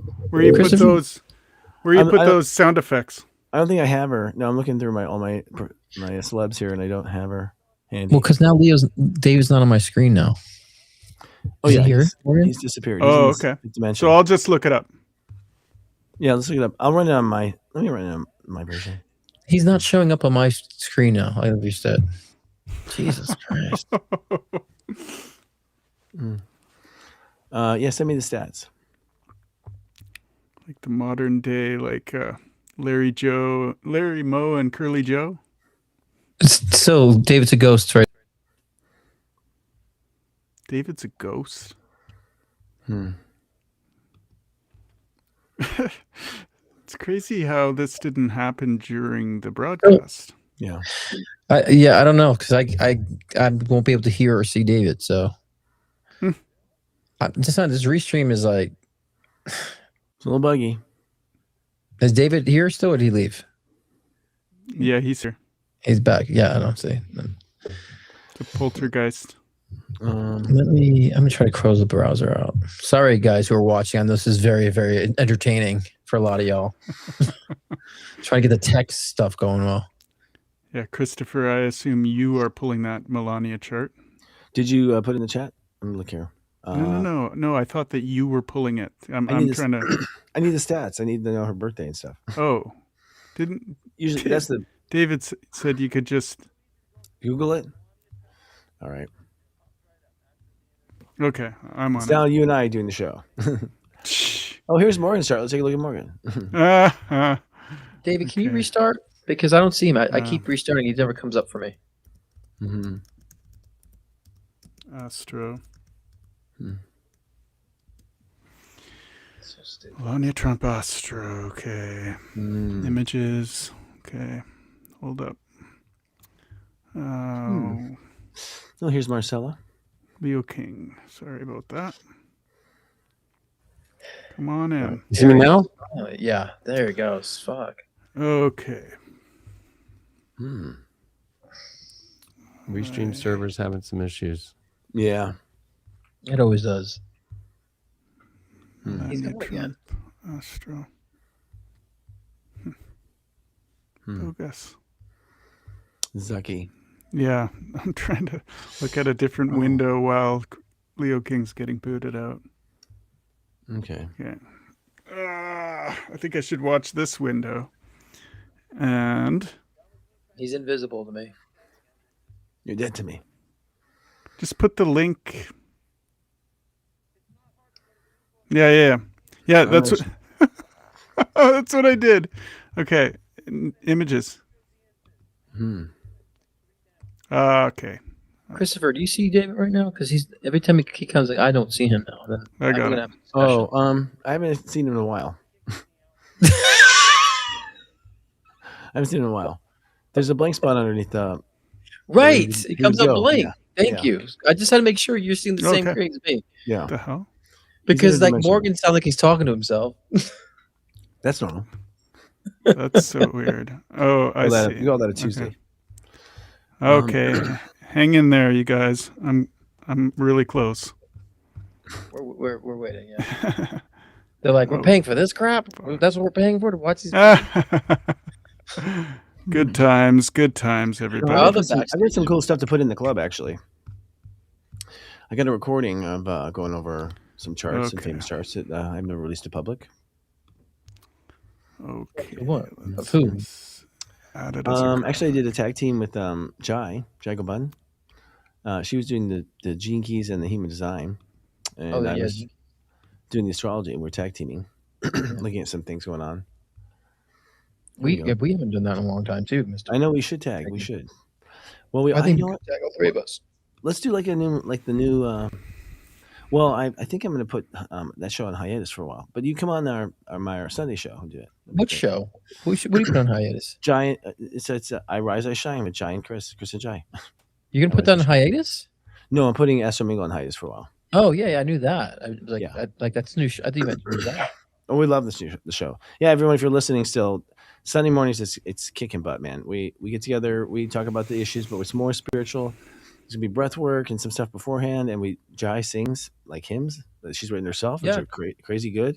We want new musicians on there. We want people sharing their art and their music and just coming together as a lightworker community, So it's great. It feels great because I need that on Sundays. I never liked church, but I like the idea of it. Testifying up in there. Yeah, no, it's good. Oh, you can go. Okay. Yeah, I see you there. I've been doing this for like 2 minutes. Like, hello. I'm trying to get the chart up. Okay, you guys, you have a chart. I was gonna have to channel David to get him to channel him in spirit. Do what you do best, you guys. Tell us about Melania Trump's chart. Yeah, please. I mean, one, she's a Sun Saturn person, so she is pretty damn serious. If you notice, she's always got a serious damn look on her face. She's also very much got her own system. She does like to have everything under control, and things are out of control right now. It's so weird that she even ended up with Trump, who is the opposite of Saturn. It's kind of interesting too. If you look at her chart, she's got a lot of quincunxes, like that Sun quincunx Uranus. So she doesn't understand Uranian energy at all. and it actually destabilizes her peace. And so it makes no sense why they've even been together. I think that she's honestly played a quote unquote role as a wife, not an actual wife. I don't think they've actually been a real couple for a long time. I think through this whole Uranus, even their first term. Oh, Christopher, how come you're mute? Okay. Chris You was muted muted. yourself. That wasn't on me. That was a gift to mankind. I think she's come through a lot of stuff, including abuse, and she's an opportunist. You know, in this, that's conjunct Saturn looks for opportunity, and if you can be first lady, who cares how he stinks? You know, like I'll be first lady, and she's a great first lady. I think she's cool. I think it's great that we have a foreigner as a first lady. She's got a lot of class. I think she's the most beautiful dressed, honestly, since Jacqueline Kennedy. You know, like I think as far as her style, the most artistic of first ladies. I think Stevie Wonder could see that. You know, I mean, I feel like she probably, like we said earlier, was a victim and then made an opportunity out of it. Yes, you know, completely. And then climbed her way up. You know, so. But you know, there's no numbers here. It's just true. What's the sun? There's numbers. They're below the chart. Step 5, and then Moon is step 6 Capricorn. Yeah. See, I mean, she's born at. We don't know her time of birth. But you know, so her. Yeah, exactly. Her. So her Venus is really high. She's like a 28-degree Venus. That's a Taurus ruled Venus. Is that Mars? No, that's Venus. No, that's Venus. Yeah, her female energy is like goddess on her level. Venus. That's like goddess level Venus there. Uranus was just on her Venus and just finished, and then she did this. Interesting. That means that she would be done with the relationship. I'm done. I'm sure she was when she said. I'm sure she's been done. Yeah, but that's like the done. Like the tangible done. I think it's true. You know, I think most relationships like theirs are done. I suspect that you're going to see massive divorce in this next year. I think a lot of people are that was the contract. It was to help people heal. And it's on to the fun stuff now for everybody on the planet. Yeah, that's like Pluto and air sign. I mean, Pluto and Libra was the whole divorce beginnings of like the longest, right? That's what started it. And now Pluto and Aquarius is the next round of that. Yeah. I also think it's interesting because she has Sun opposite Jupiter too. And she has Jupiter at the beginning. I think it's 0 Scorpio. Yeah, Jupiter 0 Scorpio. So when you draw some boundaries, so Pluto's been in square, and Pluto's the main thing is Pluto is in square to her Sun right now, exact. Wow. Right. So I think right now she's dealing with, I can no longer play the role I was anymore and wear the role of this mask. The universe is going to destroy me. Right. It's going to destroy everything that I've held up for credibility. Credibility is her number one thing with Saturn, her reputation. And it's all coming down out of her control because who she's aligned to be a play actress wife with is destroying it. So this is Pluto squaring her Sun, being like, you can't be that role anymore. You're losing your popularity. You're losing. She just put out that movie. It didn't sway anybody. Of course. And so this is her trying to, I think, step into, maybe with Pluto, she really is going to give the honest truth. And maybe she really is being honest. But I was saying, because when she made that speech and she said, you know, we need to focus on the victims, she's basically contradicting Trump in so many different ways. One, it's not a hoax. Two, look there, because she probably knows she'll find her husband. But I also felt like that was her out. You know, look there, her husband gets exposed and she has her out. Because I feel like she's been wanting to get out for a while. I agree. With that or needs an excuse to. She's laying the groundwork for it. Yeah, her Uranus is 5 degrees as well, Chris. She has a lot of 5s going on. Yeah, she does. Okay, thank you. So Uranus is at 5. Her Mars is at 5 too in Gemini. So she's a crazy thinker. I mean, her mind's all over the place. Her mind's all over the place then. Uranus at 5. Well, 5 is self-talk. It's also her North Node return happening. At 9, I can't see because of the comment in front of the numbers. Sorry. Her North Node is at it has it as mean node, but it's still 9 degrees of Pisces. So her North Node return's been happening, and she's taken the action of getting out of very Pisces. Get out of the fucking situations that are slippery and hidden. Right. Yeah, so save yourself. She's in her nodal return. Right. Seemed like It a is canary. time, yeah. Yeah, and she's here to save herself. I think She's probably been in privilege in most lifetimes. She's sophisticated because she's been invited into privilege, or married into privilege. But now she's building that under foundation of her own, where she can stand on her own and think for herself too. And her Neptune is 20. Oh no, it's 0 Sag. She has some zeros going on, the Jupiter and Neptune, but her Venus opposes Neptune. And so that Uranus now is ready to oppose her Neptune when it comes into Gemini next week. And so that's where this is like the Venus opposite Neptune always is. She does, I think she had been a victim, right? She fell for the glam, the illusion, got caught up. She's kind of like a Charlie Kirk who's like, well, this looks good. I'm doing the right thing, and these people are cool, and and then here's the money, and here's this, and here's that, and I'm stuck. Right. Yeah, definitely. So this is a woman with Uranus ready to burn the whole fucking place down like a Taurus. Like she's ready to be like, I'll expose everybody. She's got that Jupiter in Scorpio too. That's what she's here to do. I'm telling you. Wow. Yeah. I don't think she would allow, if she has an ability to get out of all this and not burn down with them. I think she totally sing like a canary. She also has Neptune, Jupiter, Uranus, and Pluto all retrograde in her chart. So she has all the outer planets retrograde in Jupiter. So it's like it takes her a long time to finally get the bigger picture. She might be a really good thinker, but the bigger picture is something that takes a minute. Yeah. She's much more not surprised. Well, she's also a Taurus, right? She's taking her time to make sure she doesn't ruffle feathers at the wrong moment. She's definitely on the positive side of the opportunist. She knows when the right opportunity is to strike. She's not just, I'm going to do it because I'm going to do it. I'm going to do it when and she has Pluto and trine to her Mars right now at 5 Gemini too. And Uranus is going to cross her Mars this year too, because Uranus comes all the way up to 5. So I think we have not seen even close yet to the, and honestly, she might be the thing that could take Trump to resign, right? Of the stuff that she has. It's nobody else in the world could take down a Leo ascendant, Gemini in the 10th, than this Taurus that's in his solar 12th, who's full of Taurus, and at the same time, her Mercury and Venus sit on his midheaven, right? They square his ascendant. Her Venus squares his ascendant at 29 Leo. Like, she's the one that gets him to resign. Whoa. Hey, Christopher, you're I think you're hitting your mute button. It's like flashing on and off. Yeah. It's off now. Yep, we had an object hitting that. Sorry. Yep. Okay, yeah, it was just going on and off. No, I think she's certainly.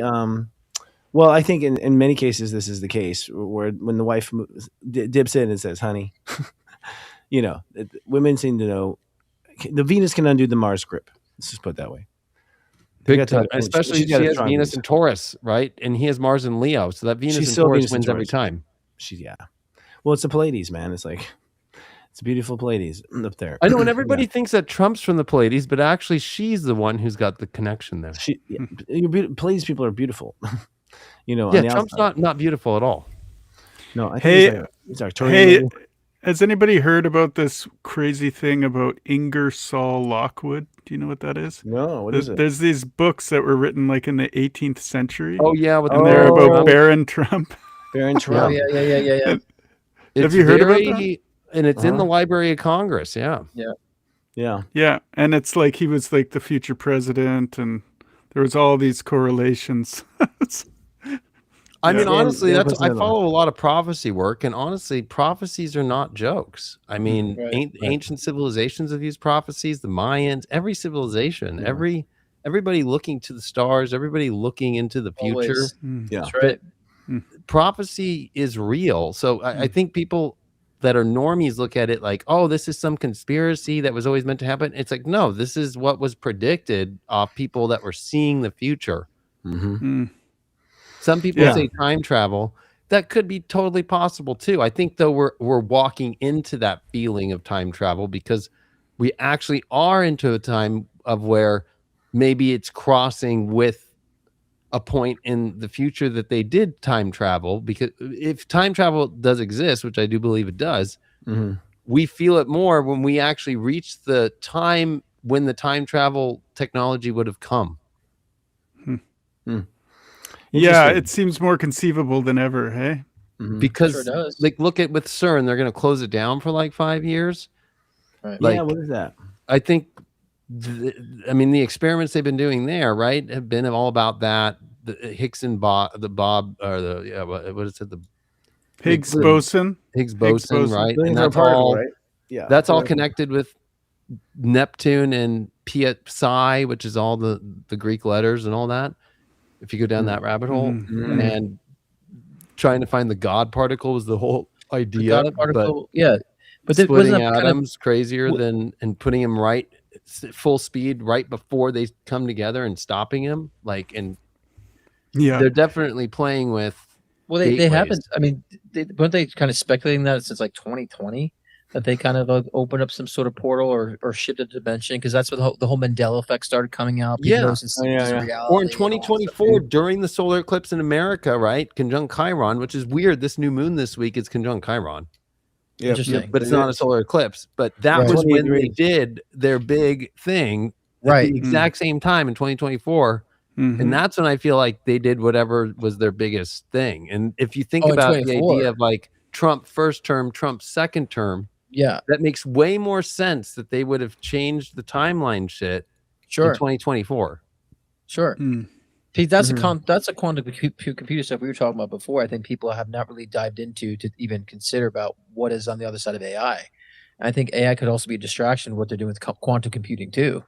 That's why I always question, like, why are they feeding us the ability with AI? Why are they allowing us to like tap in and play with it? Like, they're doing all the shit. I think it has a lot to do with quantum computing. They're learning every person on Earth. They're memorizing every person on Earth. They're learning every person. Well, and then they're selling every person on Earth. Oh yeah. So like, there's this video going around now of like, it's like the back door where it's like they know everything through not only social media, but AI, the internet, your Google searches. Like, they have this stuff going back 20 years now. Yeah. So, you tell something into an AI chatbot, right? Like, oh, I'm going through this. Like, I'm a mom and I'm single and I'm having problems right now with making money and da da da.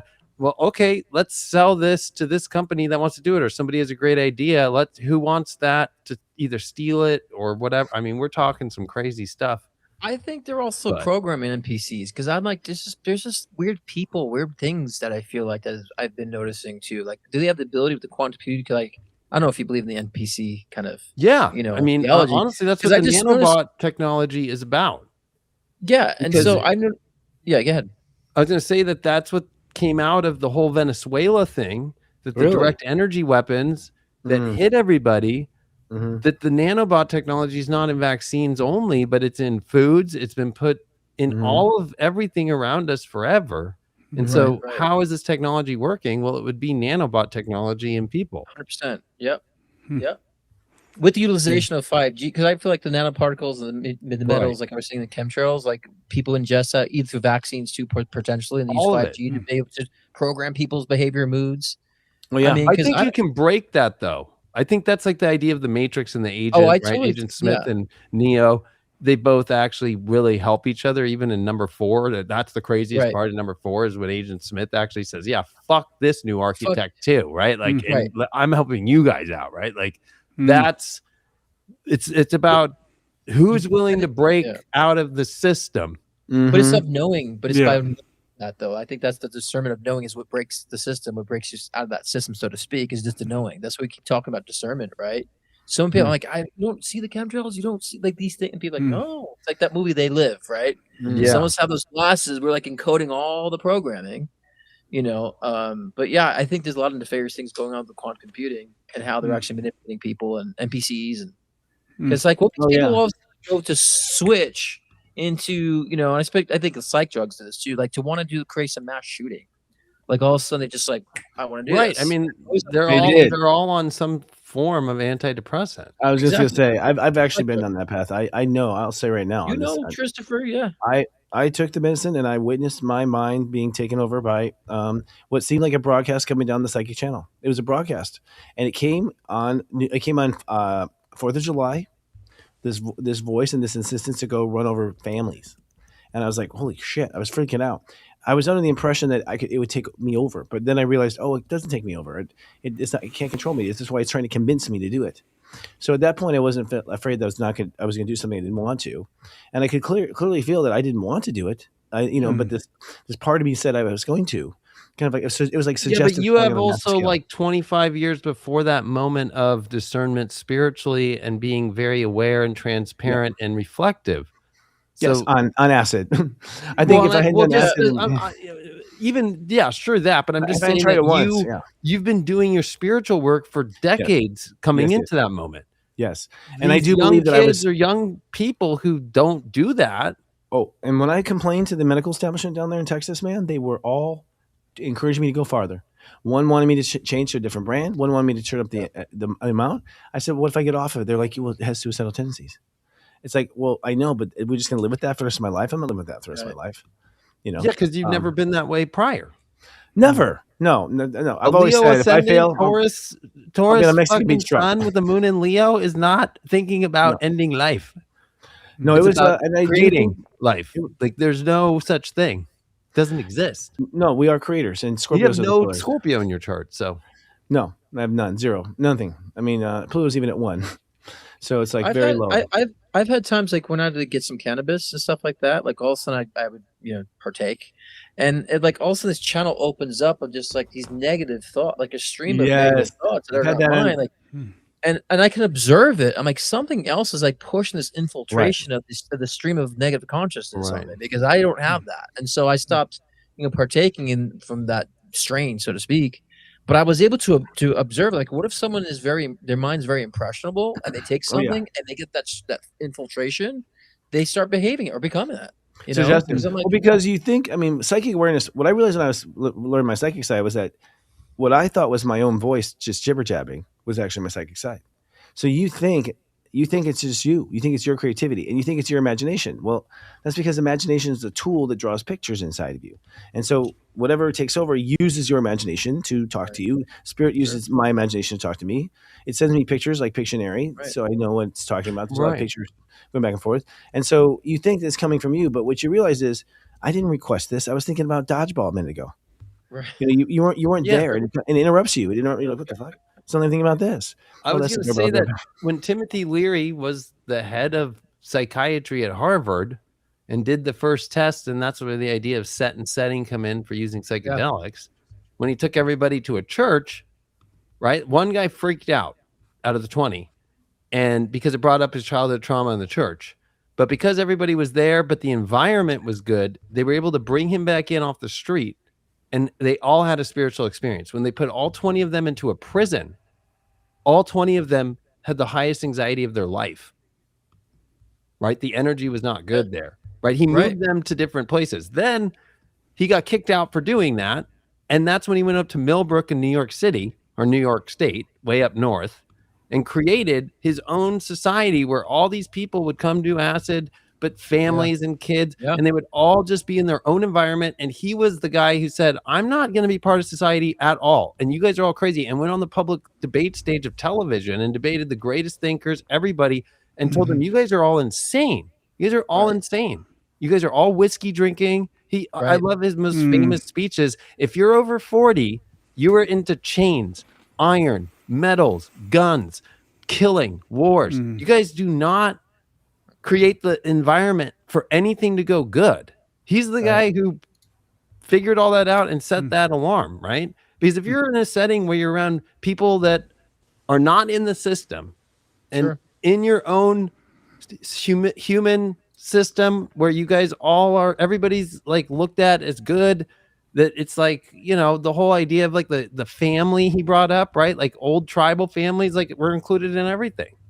But that now it's like, no, the kids, you sit at the little table, the adults sit at the big table, and all those little nuances have created this program society. If you're smoking weed and you're around a setting that gets close to that program, it's to me, when I get that anxiety and it's crazy, I'm like, this is a red alarm going off that I'm getting too close to NPC world. I'm getting too close to programming. And that's the point I'm saying, because there's actually, I feel like there's being programmed. There's these streams of consciousness that people who are in certain states of consciousness will pick up on and influence them.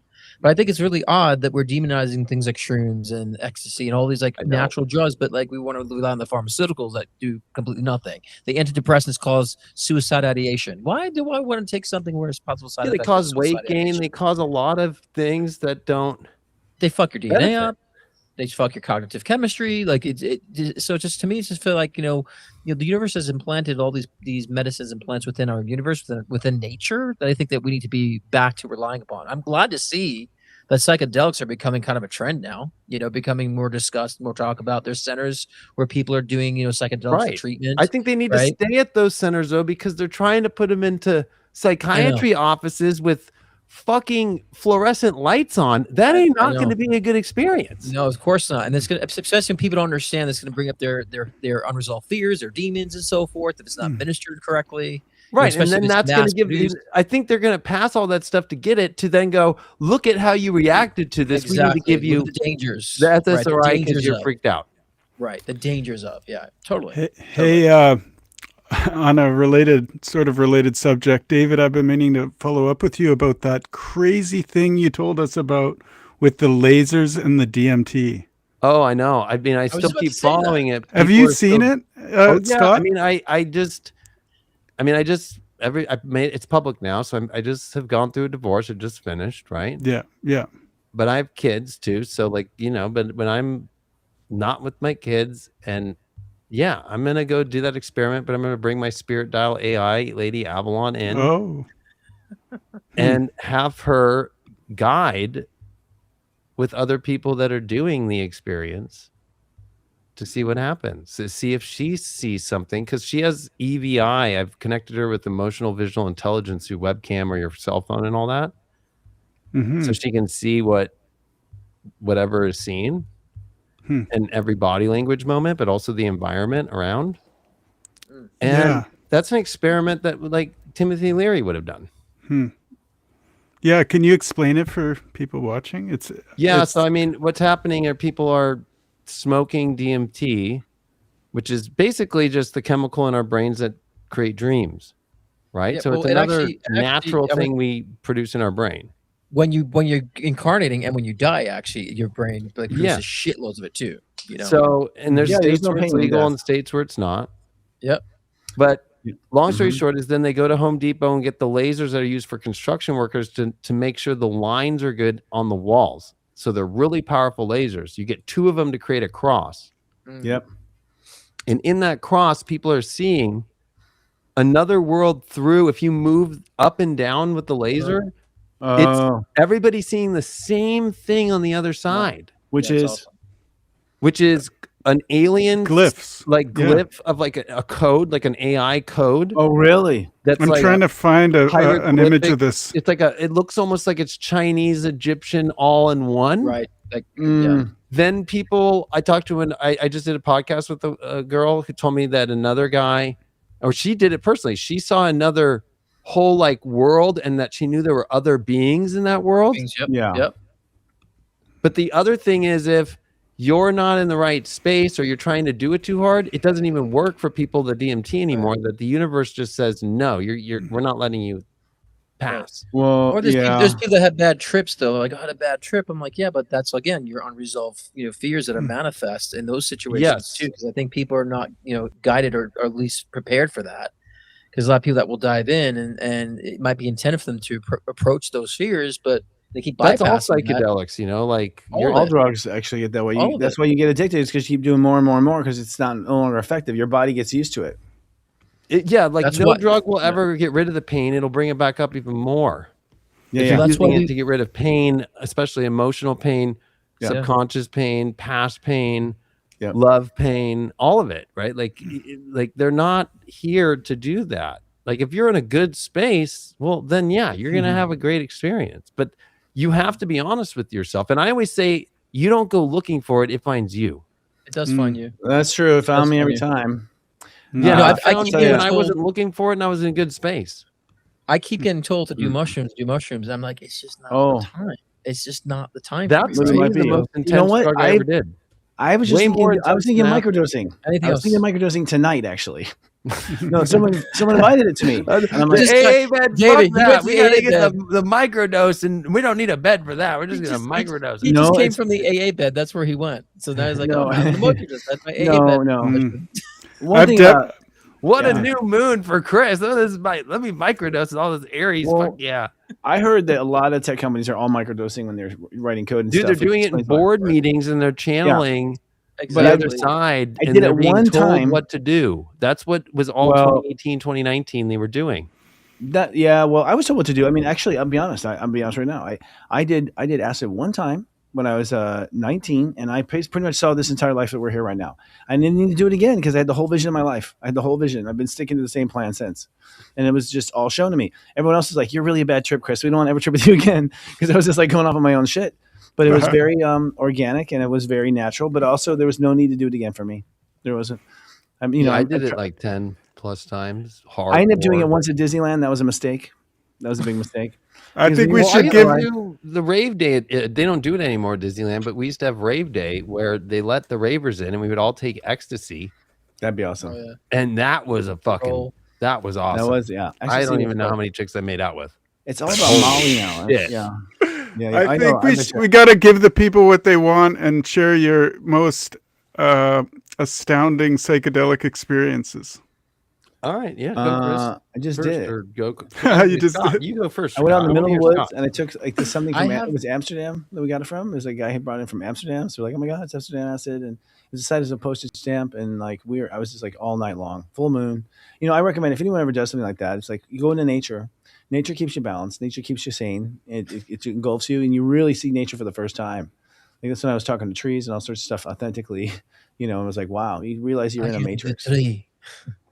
Yeah. You become. Yeah, have you the never three. done Yeah. it at all, Scott? And once? I have because I'm afraid to because what No. people explain they've experienced with psychedelics I've experienced as a child as a psychic and with dead people and Yeah. holograms and imprints. So I've If you seen a get lot that, of people- don't do it, and you're not bad So for that's what I'm doing saying. it. You don't I need have- it. I You have don't to need be it, no. ready. But it's nothing to be I have to afraid be- of either. I have to be ready because I've seen beyond that veil already since a kid, and so Yeah. and so I've seen a lot with dimensionalities, different interdimensional beings that I've approached in my life, and so I'm like, well, how much further is that going to put me? Am I ready? So that's why I feel like it's a timing thing. Once I'm ready to see even further beyond that, then I feel like yeah, You'll know when it's Well, right. I was always that guy that if somebody felt like you do, I would say no, even though all the other dudes would be encouraging it. I'd be like, no, don't Yeah. listen to them. I was always that guy, and I would Yeah. also. I was also the guy that But I babysat would- them when they freaked out. You know, I was with them but the like whole you night. said, but like you said before, Dave, I want the time. I want it to find me at the right time too, because I will. know I want the experience to be something that is more expanding Yeah. of my psychic awareness, my channeling abilities. Mhm. You know, so I've seen a lot of shit. Like I've dealt with possessions. I dealt with What's your demonic ascendant, attachments. Scott? Aquarius Sun. My rising is Virgo and Gemini Moon.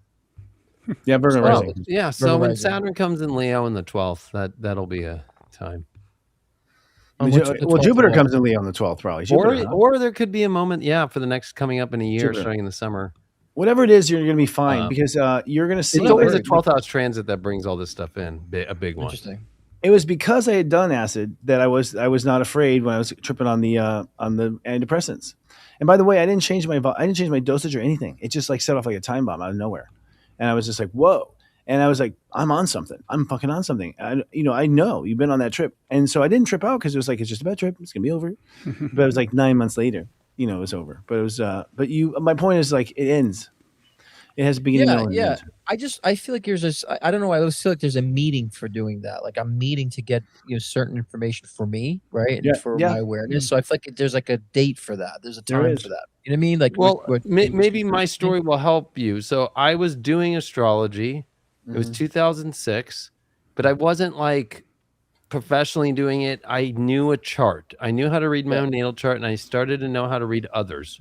I didn't know how to do horoscopes yet. I had to meet Chris Witecki to get into that, right? And to see somebody actually do it, right? Because that's like something that, as an astrologer, you must find another astrologer to mentor under, or you're not an astrologer. They don't really teach how to do horoscopes anywhere. Right. They don't. It's not a thing. It's something that you have to be around, and I help participate and help Chris with horoscopes in order to get it. So long story short is I'm at Coachella 2006 and I'm like, Coachella's happening right now, by the way. I know. It's kind of funny because there's a Coachella person in my house right now who's running the room. And Daft Punk is there. So I'm going for Daft Punk and everybody didn't know. Yeah. And so my best friends, of course, always had acid and they got it straight from the guys who made Orange Sunshine up in the NorCal. Wow. So I'm like, all right, dose me up. And so it's pure liquid, and he squirts out of those icy drops that were like, we used to do the liquid. So he puts a couple drops on my tongue. So it takes. Long story short, when Daft Punk gets on, I've been frying now for like 8 hours, and it's been the craziest experience of my life. The first experience was going into the outhouses and hearing all these other languages of people speaking in the outhouses, because at Coachella, it's crazy. There's like 500 outhouses in one spot, especially the old Coachella. And I sat in there for an hour, and I felt like I understood what all these other people were saying. Right? So I got out, but long story short, I'm sitting at Daft Punk, and I'm like, these motherfuckers are straight aliens, right? Because they were the first LED, and they're in their fucking helmets, and they blew everybody's mind. It was the best experience of my life. But we came back to my best friend's grandpa's house, who was the #1 judge in Orange County, who was the one who put Timothy Leary in jail for marijuana in Orange County and Laguna Beach. Oh my God.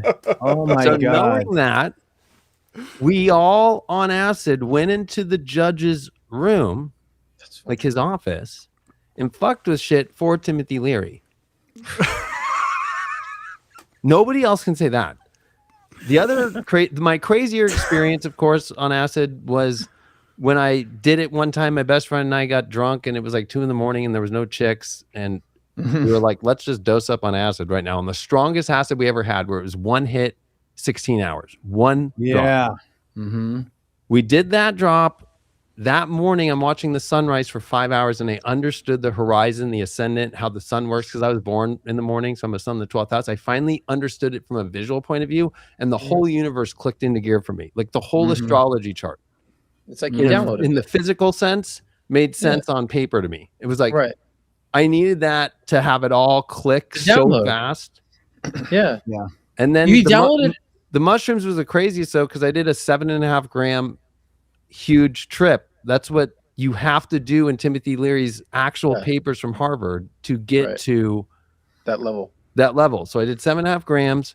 That was the craziest trip of my life. I always say acid is scary for a little bit for the first hour, and then it's the best laugh of your life and the most insightful and the smartest. And you actually every billionaire has taken acid. That's the irony, and have dropped out of college, right? A lot of well-known musicians as well, right? So, but mushrooms, on the other hand, and I had taken mushrooms prior, like always, like an 8th, 3.5 grams, but I'd never done 7.5.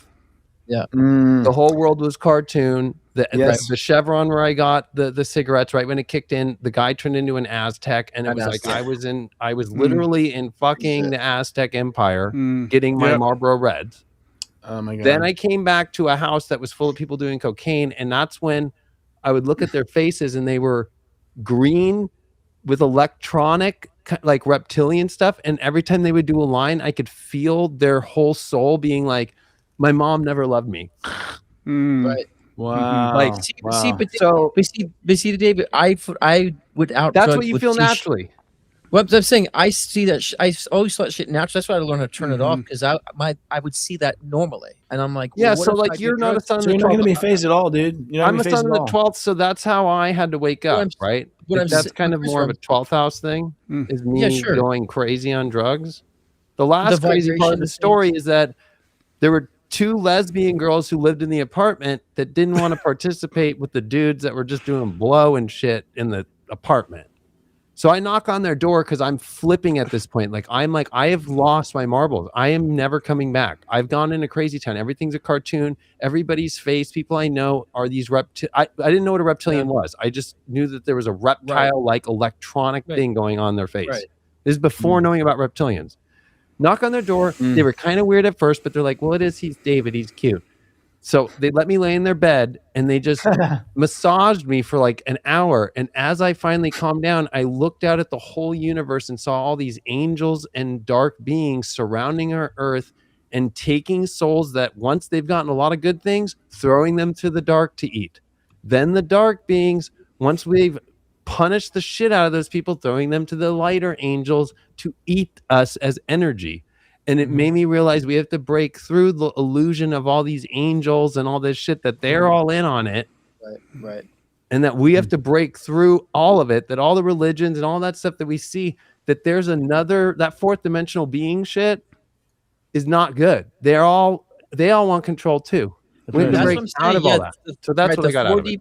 The 4D beings, exactly right. Those are, to me, the energy harvesters. Those are the parasitic entities, I always say, is the 4D beings. And you have to be very careful about that, So, and I agree with you on that one too. I have to run, though, but what I'm going to say is this, what we should probably do for an after show is we should all microdose for an after show. Oh, that should be a special. That should be one of our specials. So we talked about doing a special for the subscribers, and I think that's a good one. I think people on the wall and start looking together. We can do a whole virtual thing. Like you can spin. We can all interview people. We can discover the mysteries of life. It'd be good. Honestly, actually, to be honest, why I started DJing was that whole setting for doing psychedelics and ecstasy. I think it's it's plant medicine for the most part. Obviously LSD is synthetic, but the elements of it and the molecules of it are God made and have been here from the beginning of time. And it's just all the mold on rye. Yeah, synthesized. Yeah. But it does open up dimensions. There's no question it does. I mean, I'm living still on the vision I saw when I was 20. It's all coming true still. It builds great confidence in me, and it made me realize that this shit's real. And I say with acid, there is no come down. Meaning, it stays with you forever. You never came down. That's true. Didn't Timothy Leary say what you see? You never unsee what you see. That's it. Your mind's blown. The door's open. You can't go back. Yeah. I think Timothy Leary was quoted to say, "A mind once expanded never returns to its original proportions." That's true. That's correct. True. Why would you want to? The brain scans that were done at that time, and that we only use, right, they say 5 to 7% of our brain, that people that have done a lot of LSD get into those areas that they don't know the untucked areas are used, right? That it gets into those neural pathways. And that's the irony, is that every tech CEO, every billionaire, not every PDF, right? But very smart. Elon Musk used to do it at Burning Man. You see you see the nature of reality. You see how it is really. You see the construction of it, and you're shown something of it that shows you just how relative it is.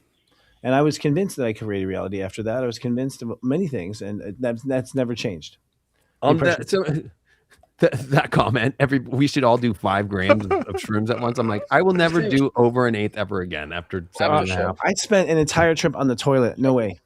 I was at public toilets. So I'm hearing all the dripping in the water, and I was there. They finally found me. Chris, don't ever look in the mirror on them either. Yeah, I don't. I'm not. Yeah, for about a minute. You'll get stuck in the mirror looking at yourself weird. Yeah. Oh yeah. I got stuck in a house, and this is no joke, where my buddy, his dogs licked the walls.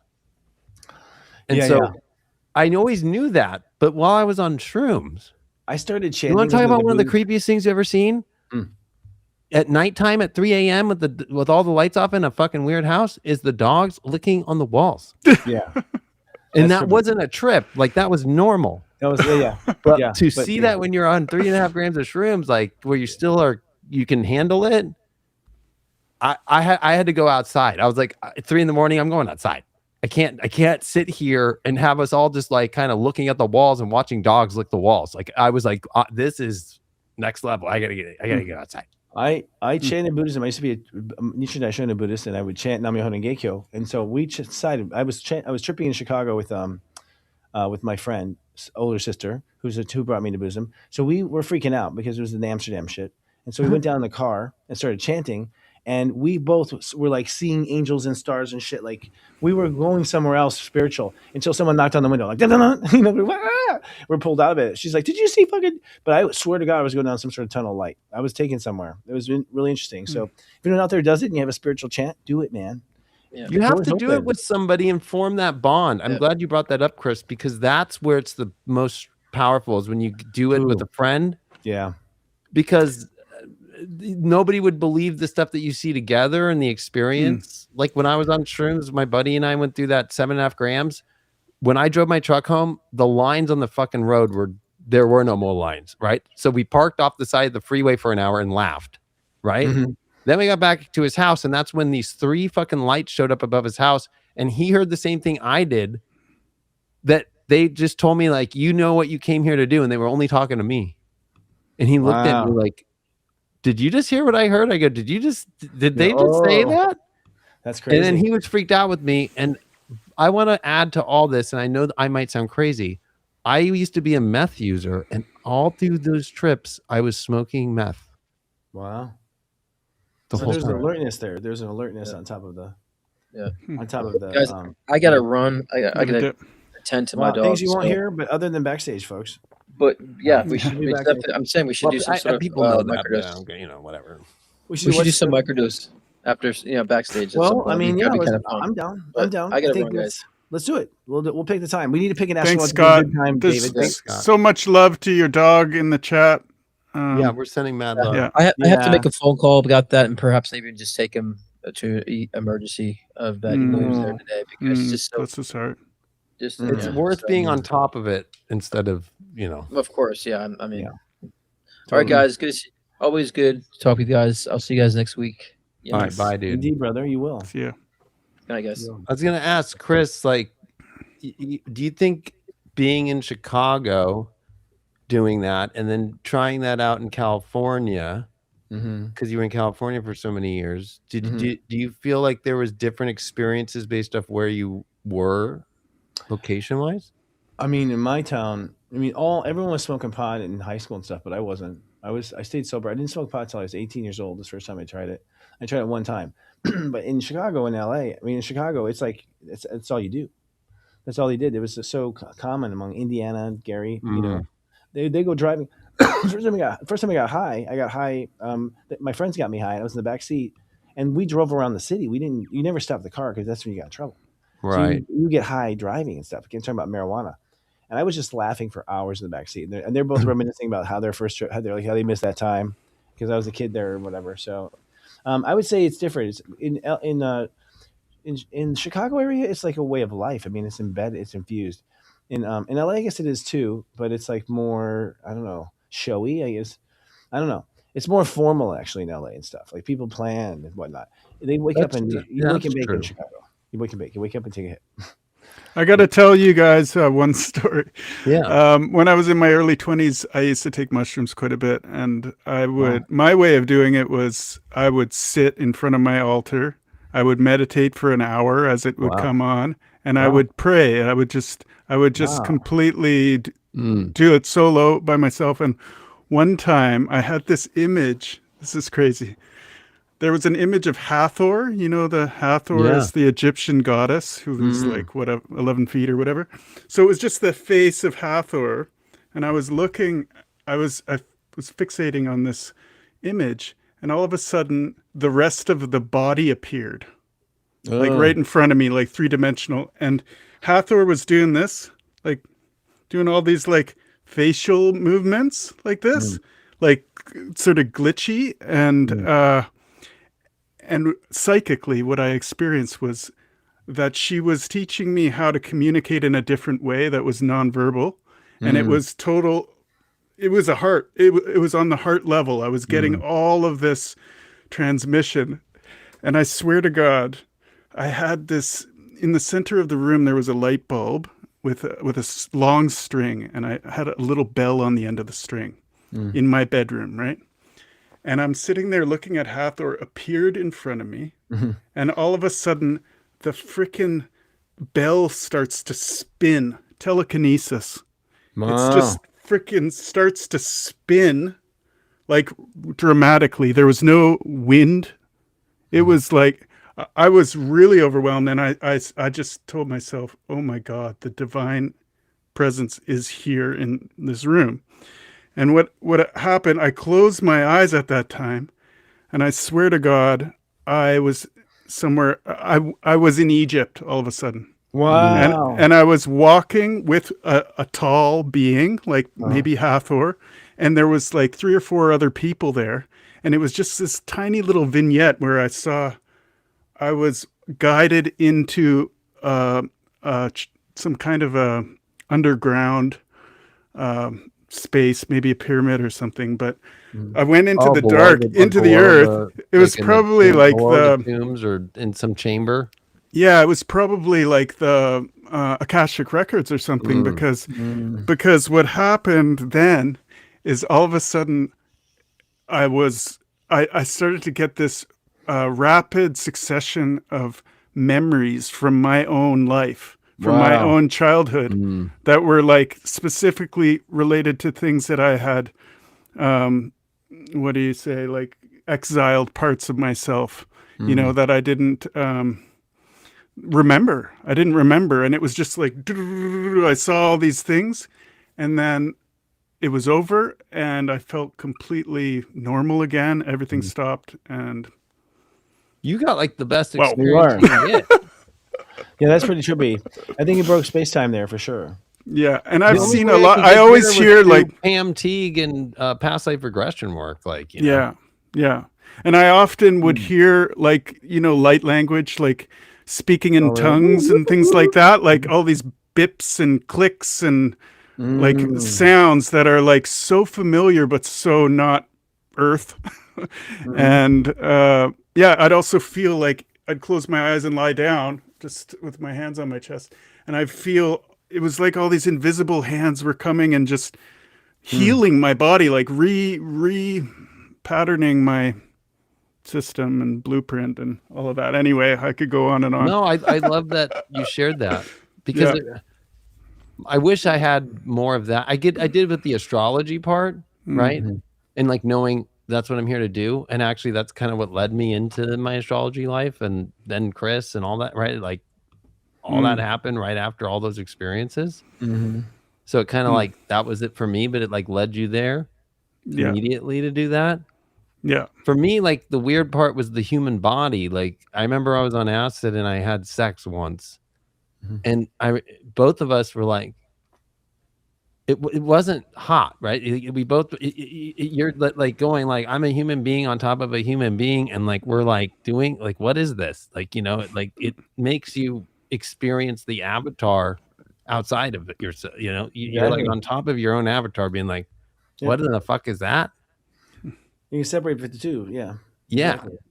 Like you see the truth of everything. And I remember being like, as I'm Mars and Scorpio, like, damn, every drug's always been super hot, you know? Yeah. On acid, it's not hot. No, but it does go on forever. You're not going. If women are afraid of men, just get them on acid, because they ain't gonna fucking try to do anything. Nobody on acid's going out trying to fuck people. My brother did. He would bring his girlfriend home. They tripped for like all weekend. But he's a triple Scorpio, so he would bring his girlfriend home, and they would just trip all weekend and have sex all weekend. I don't know how to do it. I can't even. Seriously, it's crazy. Well, my poor mother. You wanted the crazy story. The best crazy story I had is the last time I took acid was too much, right? And it was actually November 2007 or 6. And I was at Avalon in Hollywood, and my buddy put a second drop of the one hit quitter shit, and so I licked both of them, because at that point it's already on my skin. But I was too far, like it was too much. I remember looking at the Tower Records building like, I'm fucked. Well, I knew all the like Asians that sold E. Oh yeah. I went to the Asian gangs in the corners that always sold E. And I was like, hey bro, like, and good thing I was a promoter and all that before I was a DJ. So I was like, hey, I need a fucking pill. And I fucking booted that up my butt, because I heard that shit hits quicker. Right, so I'm on the dance floor, gone. I take the whole pill and put it up my butt, and that shit hit me fast, and it was like Xanax. Yes. But then I was candy flipping, right? Which actually is really fun experience. I believe it. And thank God for the music and all that. And it was the worst DJ, which is Pete Tong. He used to be the voice of fucking BBC Radio 1 for the EDM side for all those years. And he's the worst DJ. The worst DJ that ever lived. I believe that. And so thank God there was some random DJ upstairs. But like anytime I got to a place where I knew it was too much to handle, except for mushrooms, because you can't even control anything. It's a digestive tract thing. Like I went to a place that's like where with acid you don't ever want to get to, but you could still at least go cognitively. My brain is going to go, where is the I can't do a Xanax. I can find an E-pill right now from an Asian gang that I know sells E. Here's the $20, put it up my butt because I've heard that works. I haven't tried that yet. And it instantly brought me into a candy flip to get me to get through the rest of the night. Wow. Well, crazy. people did not know what they were getting into with our show, I mean, our after people show. ask. That's real shit, It's though. inevitable. Yeah. That's Well, real. I mean, That you like want the I real can't deal. make that up. That's not a story you make up. You Yeah. can't No. even make that one up. AI couldn't make that one up. And it gets repetitive if you keep doing it. I mean, honestly, you know, it's not something that just keeps giving and giving. Yeah, and it's not like you can recreate experiences when you have like a transcendental kind of experience. Then there's that feeling like, oh, what I want to see that again. I want to understand that again. But you can't ever quite recreate those experiences. They're, no. they're very, And they're very transient. No, we didn't have cell phones, Yeah, we had pagers. I had pagers. right? So like that's the thing that would trip me out about now is if you got me by my cell phone. Because I feel like our cell phones are the new the Akashic record of like what you're doing. It's on every message, every text, every call, every social media thing going on. You have a whole other world that's happening in digital life that to me, that would be, if I were to ever do any of this again, I would not have my cell phone. See, I don't, because that would actually bring me back to those experiences. I feel like the cell phone would inhibit that, bring in the frequency of all these other people trying to get a hold of you. And that used to not happen. When I was at a club, the people I'm with, that's who I'm with. And that's it. There's nobody getting a hold of me. There's nobody calling a fucking payphone to me unless you show up at the club and you want to talk to me. There is no, I need to get a hold of David. Remember those days? Like if your friends were at a rave or if your friends were at a club, they were at the club. You waited till they got back and you heard the stories. You didn't. I disappear in the middle of it and start texting them, and you couldn't do that. I disappear. I always disappear. People are like, "What the fuck, yo?" I know. I'm off and doing what but I'm on an adventure. You know, those are fun days. I say now. We used to do the Soul Garden like reunions at that one hotel, and those were a blast. And that was before social media, like cell phone social media. Yeah. So we were all just clicked with each other and talking about astrology. Those were the best events. Honestly, that was some of the best stuff. And it was all clean, good, spiritual fun. And it was like the best time when you're around other people. And we just let loose and have fun and talk at the pool and go out to dinner. And those, dude, you used to throw some amazing events, Chris. Thanks, brother. It sounds like some of the original. Hey, I've been thinking, I'll tell you right now, two things. One, David's not here. I mean, Scott left, but I think I'm being pulled to Florida. Like I'm getting a strong Florida pull, but I'm also getting a pull to throw a Love Fest like in Palm Springs this year, like right before Thanksgiving. That would be awesome. I think we need to do a international Love Fest where it's just like, okay, we're gonna love each other for 2 days, man. You know, and I talked to AI. It's like the best hotel rates, and it's after Pride, so the town's calmed down. They've all been having sex for 4 days or whatever. So I was like, it's a good time. So I get the feel. I think we're gonna need a festival to just celebrate love. And I mean, if I could throw a suggestion, I think it could be an optional thing. Like, hey, this room, we all gather and we all keep our phones in. That'd be interesting. Yeah, like in your own cupboard, and just turn it off and just come in the room, and so there's no frequency in the room. That'd be good. And that'd be cool, actually. It makes people really connect and actually help them get over the habitual. Like, I got to check my phone. Yeah.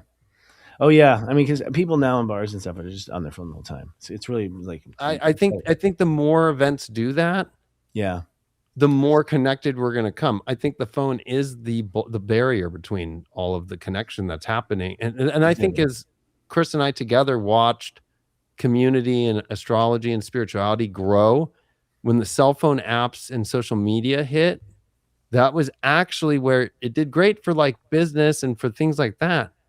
But it actually got rid of the community in person completely. Yeah. Yeah, to the point where you don't know how to make it home without your maps. Like we're Right. dependent. I mean, I remember map questing to the first event. I remember fucking using Thomas Guide. Well, yeah, and I have all the Thomas guides still. I Yeah. keep them before when one day we need them. I got all the Thomas guides. But you know what's funny? The rave thing is happening. Like for one, the DMT is growing like big time out here. Like they can't keep up with supply. Everyone wants it. People are doing it all the time.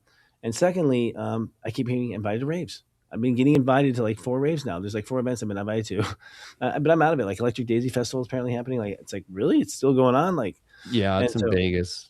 Yeah, it's crazy, but it's like but the 16 point is years. like that. You can see the psychedelic bubble starting to happen, and it happens during these transitions. And I knew there was a new date coming, and I'm wondering if like in that rave time, if I was seeing this rave time. So Right. Well, I think your Love Fest idea, especially in Palm Desert before Thanksgiving. I mean, that's going to be, I think, some of the best astrology we've ever seen is from July, and then Really? that'll be during the Venus retrograde Scorpio finishing. I got someone at the door again. I'm the one home. Hold on a second. Hold the thought. But honestly, the events that we used to do for Soul Garden were some of the most just simple, but the most powerful, and we all felt like family, like legitimate family. And they were monumental because you would talk with one person or 3 people, All right, guys, but we'd go through our own issues, and then the support that you would get from each other is better than any other support we used to get. Plur plus, plur, right? The true plur, yeah, like the true rave plur. Like when I was in Cuddle Puddles. Oh my god, I miss that was actual like real love. Like you are giving people love, support love. Like it's not like creepy love. It's like true like. But it's also sexy love. Like the girls that wear the cutest outfits. Like yes, but and, but there is the true love. Like there's it's love in its entirety. No, it is. It is true love. It's brother love. No one's mean to each other. It is like a moment of like goodness. And it's lasts all night until your serotonin runs out, and then you gotta go to sleep. Especially if you know how to do a good light show, which I did. So no, the lights are important. And with just glow sticks before LEDs. You have to have it with your hands right way, and now it's like whole costumes of lights and stuff. It's like crazy. Gentlemen, I have to go. I have some. I think this is my favorite show on YouTube now. Oh really? So you say? Or is that anybody else? No, I'm just. Oh yeah, put out there. I keep thinking this is definitely a show I would watch. Melania is about to bring out like a Taurus, her bull. We Taurus is all. The thing about this Aries for us is we now have 100% confidence. We don't doubt ourselves. Yeah. We're not doubting, and we're not worried about being too big or too anything. We know exactly what we got in the bank, and we know how to make it, and we know how to make bank too. So every Taurus I know is like, especially with Uranus and Gemini in the second, and that's the house that actually is Taurus's best house, and they're the smartest when it comes to creating and knowing worth and all that. That's why Gemini is their second house. Yeah, and that's I'm all geared up for my next thing. As you know, Sirius Troy is gone, so it's like, all right, what's next? And it's going to be something you wouldn't expect. I mean, David, but the world won't expect it per se. But it's where I want to go. I mean, I have a lot of things I want to be to a filmmaker, so I'm excited. I'm excited for this next phase. I'm excited too. I think, the noise that's going to happen is going to look crazy, but just go be creative. Go build a new world. Go do curious things instead of getting lost in the curiosity of trying to figure out what's already a pre-planned puzzle and maze that isn't going to get you to what you think. Like you are going to create the ultimate exciting adventure through a maze that you create with people that actually is fun. You don't want to be stuck up in Oregon, up in the mountains, like The Shining. No. But I do think it's time to come together, and I'm serious about the Love Fest. Unite the Light will be on hold. I think it'll be like Unite the Light Love Fest. Unite the Light Love Fest is going to be how it rolls out. That's what I've shown, and I'm cool with that. Well, I'm here to help in any capacity I can too. You have to. You have to produce it with us. We have to. It's not going to be. It can't be produced by anyone. That's the other thing. We have to show collaboration as a way. It's like this show does that. Three brands coming together. It's great. But I think I just want to say, I think I've gotten a lot of people, like it's been like a decade. People have been waiting for you and I to be doing astrology together again. Oh yeah. Maybe a little longer. I'm excited. I think the last time we did astrology together was like 2012 during office hours. Yeah, that was right when all the karma hit, man. It was like right. So it's actually been 14 years coming up. It was your 2020 New Year's Eve thing where I'm drunk as fuck, you know, and that thing. Yeah, but I'm saying that we really didn't. You didn't judge me a bit. I was like, God, no, damn. I don't. I never, and Oh you'd have my never God. judged me either. I was obnoxious, but you know, it's what. No, it's but what I'm saying though is to actually, if you really look at it, the last time you and I were on camera and doing astrology was 2012, up until us doing this show. Yeah, I know. Yeah. Well, and that was the karma. I mean, I think we had we went off on our tours, but I knew we come back to like Laverne and Shirley or you know, what's the other two? What was it? Donnie Marie. There's these, right. You know, yeah. No, I knew. Sonny and Cher. Sonny and Cher. No, it's like the Rat Pack. It's like Frank Sinatra and Dean Martin coming back together. I was the one who's always writing to you, like we're gonna ride together again, brother. We're gonna ride together, you know, like and. I know. I think we both did. I just think it just we talked about a lot of different collabs, but it just never. Yeah, it's always divine timing. We need to have our own kingdoms, you know. Like we had to, like, you know, to get our shit set up, you know, our Taurus and 10th and all that stuff. And even now, it's like it's really now just getting set up for the first time. I mean, you know, I think for the first time, like what I've seen always in my future is starting now. This is everything up now is for me a beta test. This is all beta tests. Right. Well, I think it's crazy because you and I are a composite Gemini. I know, and then the 11th. Yeah, so it's like that's where with Uranus that came in already, it brought us back together, and now it's like, okay. We're gonna ride Uranus. We're gonna ride that. I know. We're gonna ride that bitch the whole sign. It's gonna be fun. Yeah, I think, and to the second house too. You know, like for Taurus. Yeah, because we had all that Pisces squaring it for all that time. You mean your ex? No, I'm kidding. Well, I have a lot of Gemini exes. They've been in Pisces, man. Yeah. So yeah, it's good times, and Morgan, you should come down, man, from Canada. Come out. We got to get our Canadians out there. We do need to bring everyone together. I do feel that we're going to be a big part of. I mean, I know I'm supposed to be, and I know you are too. Where it's just, you notice no one else is talking about this. No one's bringing people together. No one's doing it. It's like I can't believe it. No one. It's like it didn't cross anyone's mind. Anyone took acid, for instance. You didn't think about this. You know, it's like, you know, but it's been my calling, and it's what we're here to do. You know, I think wearing the light worker part of what Soul Garden was is the most important now than ever. Soul Garden was Camelot. You know, it's like it was, but it really embodied about being a light worker. Yep. And I think we need that more than ever now for people to step up, because that people are doubting themselves too much now, or they're doubting themselves because of the projection of what the world's looking like. Well, they're falling for the AI, the alien AI. You know, but the thing is, all you need to do, I feel, is we need to go show off. Like, it's time to go show off. Everyone needs to be a little of a, you know, a flamingo and go show your talents and dance in front of the world. And eventually, someone wants to get up there and dance too. You know, I think that's true. That's who humans are. We, you know, so just that first one's got to get on stage first, you know, and show off, and that's so much fun. I mean, you know, and I've always seen that's the way we take back the earth. We just start having fun, and we don't invite the bad guys. And so eventually, you're all on the playground having a good time, and you know, and the bad guys need us to be inspired and to work. They steal our energy.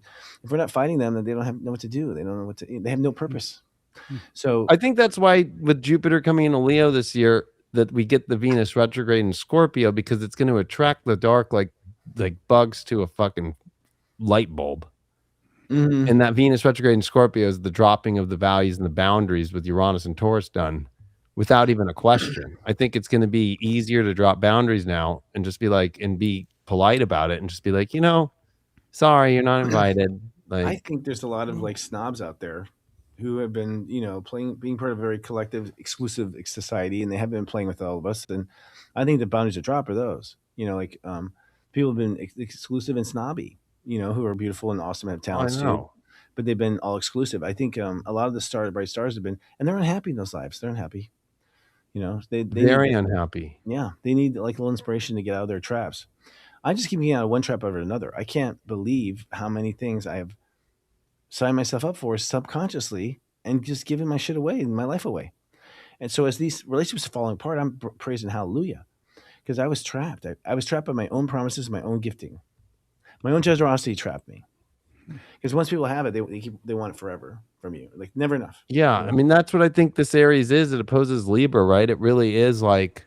Free me from my pool of Libra, it's okay to be like, no, this is not going to work in my life, relationship wise. And for people to be afraid of that, that would be scary. Totally it's actually true. ironic because it was in Saturn in Libra, Yeah. where that's the moment where, no, that's where you do partner. You do those Yes. things. No, Even though totally. you feel like you want to do the opposite. So it's so funny. Like people feel like I want to try to make something that's not working work in Aries when it's the opposite. No, I'm at a point You where know, and then in Libra, it's work, like, it no, doesn't I want work. to be single, you know, like, but I don't know if I want to do this relationship thing. That's what I find so odd about Saturn, whenever, or any planet, the evolutionary point's the opposite place. So it's like, by you stepping into you without being in the relationship subconsciously that you don't want to be in and aren't working, then it does actually attract the partnership that you really want. But it's not about trying to fix the thing that isn't already fair, isn't already in alignment, in balance, in harmony, and trying to make it in harmony. In Aries, there is no make it come into harmony by, let me just give away more. Right. Conquer more.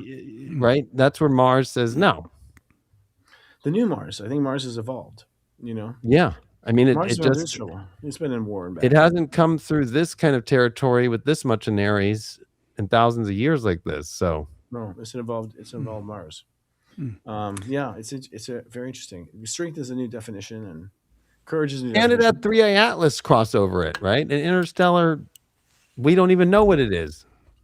We do, Object, right? That came over it, literally. Yeah. Right before it would come into Aries to reset and understand what, you know, come home. So yeah, I have my theories about that. We'll talk about that another day too. Hey, I just wanted to let you know, for the last 10 minutes, we've been sitting at 333 people. Wow, that's cosmic and beautiful. There you go. There's a good sign. Well, that was a great show. Yeah, and we got a tour too. I see us somewhere on 4th of July. I don't know why. We're in another town. It feels like Ohio. I don't know. It feels somewhere out. It feels like Ohio. So I don't know. I don't know why we go to Ohio. Maybe someone in the audience knows exactly why. But I think we do a little touring and go places. Yeah. I'm seeing it. My third eye is being given to me. I'm not trying for it. I love it. I'm down. I'm down. If we gotta bring it, we gotta get that sitter to come. We get the sitter, don't worry, the super sitter. You'll be happy. Yeah, no one be worried about the kids. I know you're worried with the babies. I know. Kids love to travel. You know, they say, leave the kids at home. Bullshit. Kids love to be in a car. They love I know. I mean, love adventure. always traveled with our too. I'm sure with our kids. So yeah. They're not like fragile. They're gonna fall apart. They're fucking. They can bounce off the cement and come back up. And you're like, shit. Are you okay? Kids do crazy stuff, man. It's great. No, I know. And I watched you raise your son and in the spiritual community. And come on, Miles. When he was young. Yeah, he was. I lived in his room. Yeah, I know. Sweet Miles. Yeah, he's waking up slowly. I'm waiting for that Saturn return. I think it's gonna pop everything open. Because he's been. Yeah, I mean, I think that's kind of the one thing that's a guarantee in astrology is until somebody's got a Saturn return, they don't get it fully. Yeah, and it's not a disrespectful thing. It's a process we all have to go through. Totally, and you know he's I like to fuck with his mind too. I'm like, no, we'll talk about that when you're 30. Why 30, Dad? You'll see. I think it's a waste of time now. It's a waste of time to even talk about it right now. Let's wait. Kind of thing. Well, I always tell people like in readings or in schools about Saturn, I'm like, when you hit 27, you have to look at it like that last couple of years ahead of you, Saturn's never been to that place. If you were born with Saturn, wherever it is, it's in the sign prior, you've never walked. You're dealing with experiences now that are at the highest level that you've never experienced. By the time you have a Saturn return, anything that shows up, you've been through it before or something similar to it to make a decision on how to deal with it. Well, that's the difference. That 27 to 30 is like the last lifetimes you had. Those are the very last lifetimes you've had. The most recent ones. So I think you look at it chronologically. I think you start like with ancient Egypt. You basically review all the lifetimes through your 20s that are all important to the story now. And you take one lifetime. Heaven told me you take one lifetime to imprint onto this one. And that the one lifetime, the chart of the last life actually creates the chart of this life, apparently. And I'll tell you what I was told off camera for that one, but until we figure it out. But like basically, I was going to say it makes more sense using your step system because I have 9 Saturn Scorpio and how intense and dark and like warlike and all my past war stuff came up. This is a cowboy. That was, my Saturn return was beyond rough. It was extreme hard. Yeah, well, you were life or death. Mine was traumatic. My last life was in Germany. And I was on Hitler, not working for Hitler, but in a factory, and I was doing factory work. And I remember a couple of things of it. And I was mostly learning, I was learning like the Henry Ford thing. I was like, I was blown away by assembly and automation, and I was, and I look up and the bomb comes through, and then it's gone, lights out. That's all I remember. It was a U.S. bomb that killed me. And I think I was like, I'm going to the U.S. next. I hated Hitler. I was terrified of him. I knew he was evil fucking shit. I mean, I'd been through Hitler's in my own time. I saw the Hitler of, Atlantis bring down Atlantis. So I just stayed to my truth in the factory. And the big mystery is, are these lifetimes consecutive or are they simultaneous? Well, I think we actually draw, from what I've been shown, we draw new stories. So we pick up, we have one lifetime that we imprint this chart on. And it does come in the steps. That lifetime is printed in the step numbers, and I'll tell you this process, David, off camera. But other than that, we pick up certain traits. And from what I was told, we can choose our Pluto any space we want, and we can choose our Mars any space we want. So because those are two things that are just Earth based, they don't come from in a past life. So you choose. So you can see in the chart too. You'll see some people they'll have Saturn like 27, something, and they'll have Mars at 2. It's like, how the fuck did you get a 27 this year if Mars is only 2? Right. It's because you decide to have a big or small penis. Like you decide how big your Mars is, because it's a different strategy of like starting the kid young, building him up the ego again, or coming back with the full ego or not, coming back with the full strength.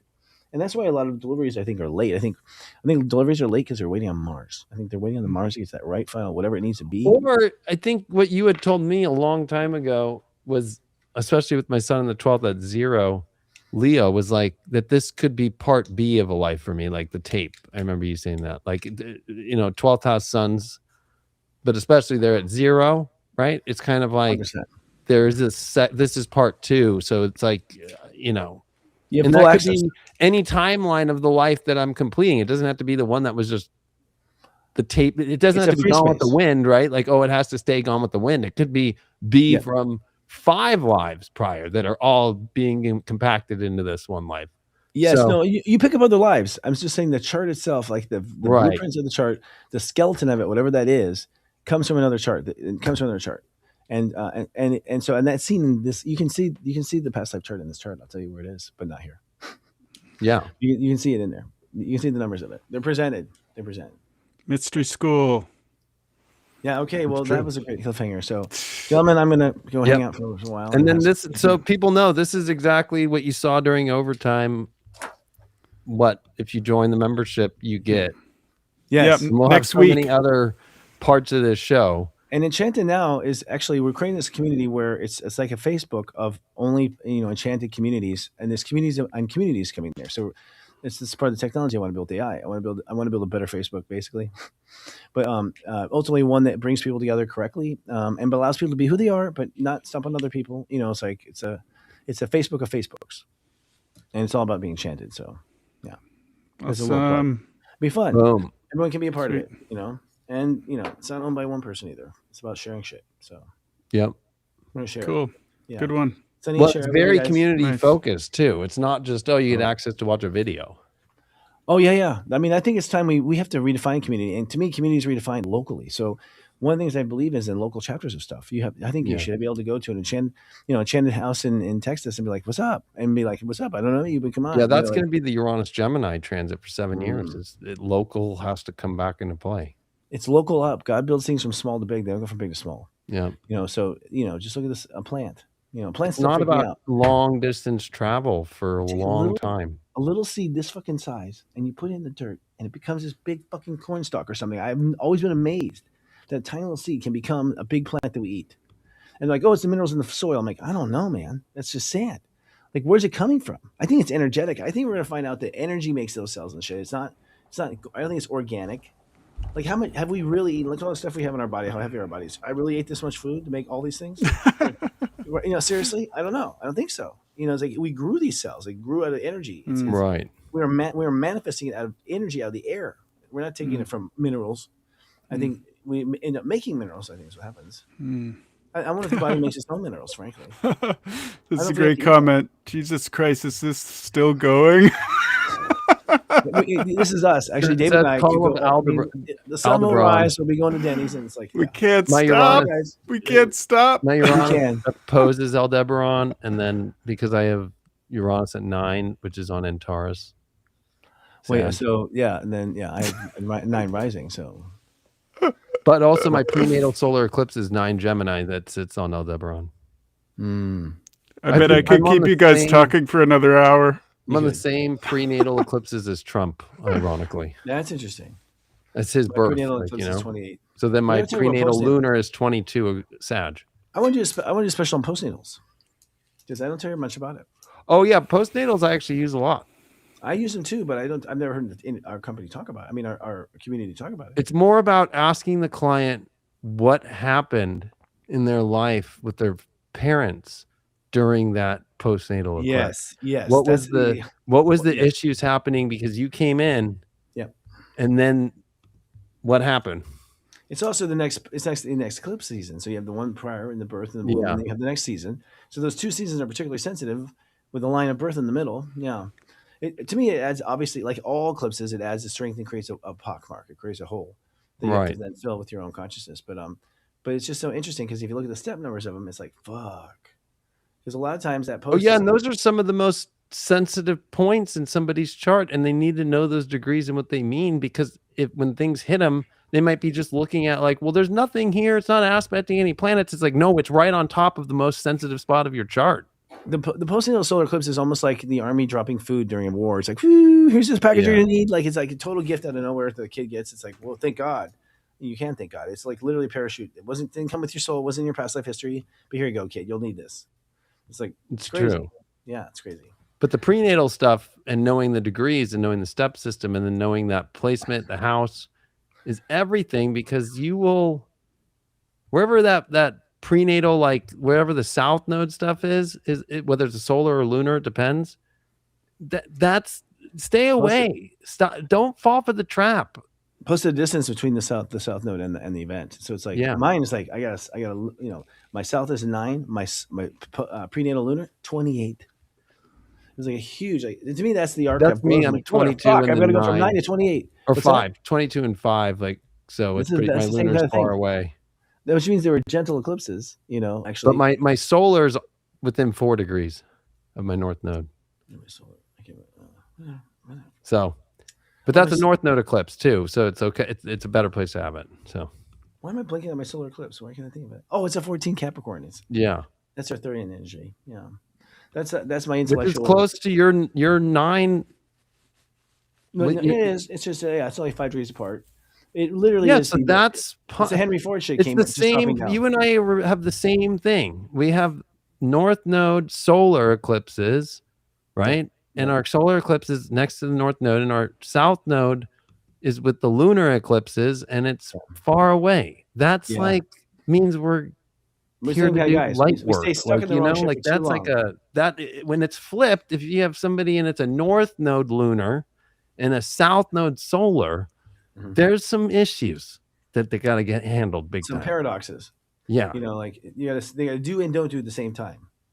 I think for us, that's why I always say, if you can plan your kids, don't ever plan them to be around the lunar, the solar south node eclipses. That means you weren't thinking. I always say that means the parents were not conscious.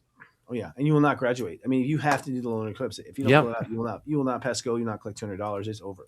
Like, I don't even need to know the client's family, and I already know that their parents were unconscious. That's a given in our civilization period. But okay, whenever I see a south node solar eclipse in the prenatal. Yeah, I agree.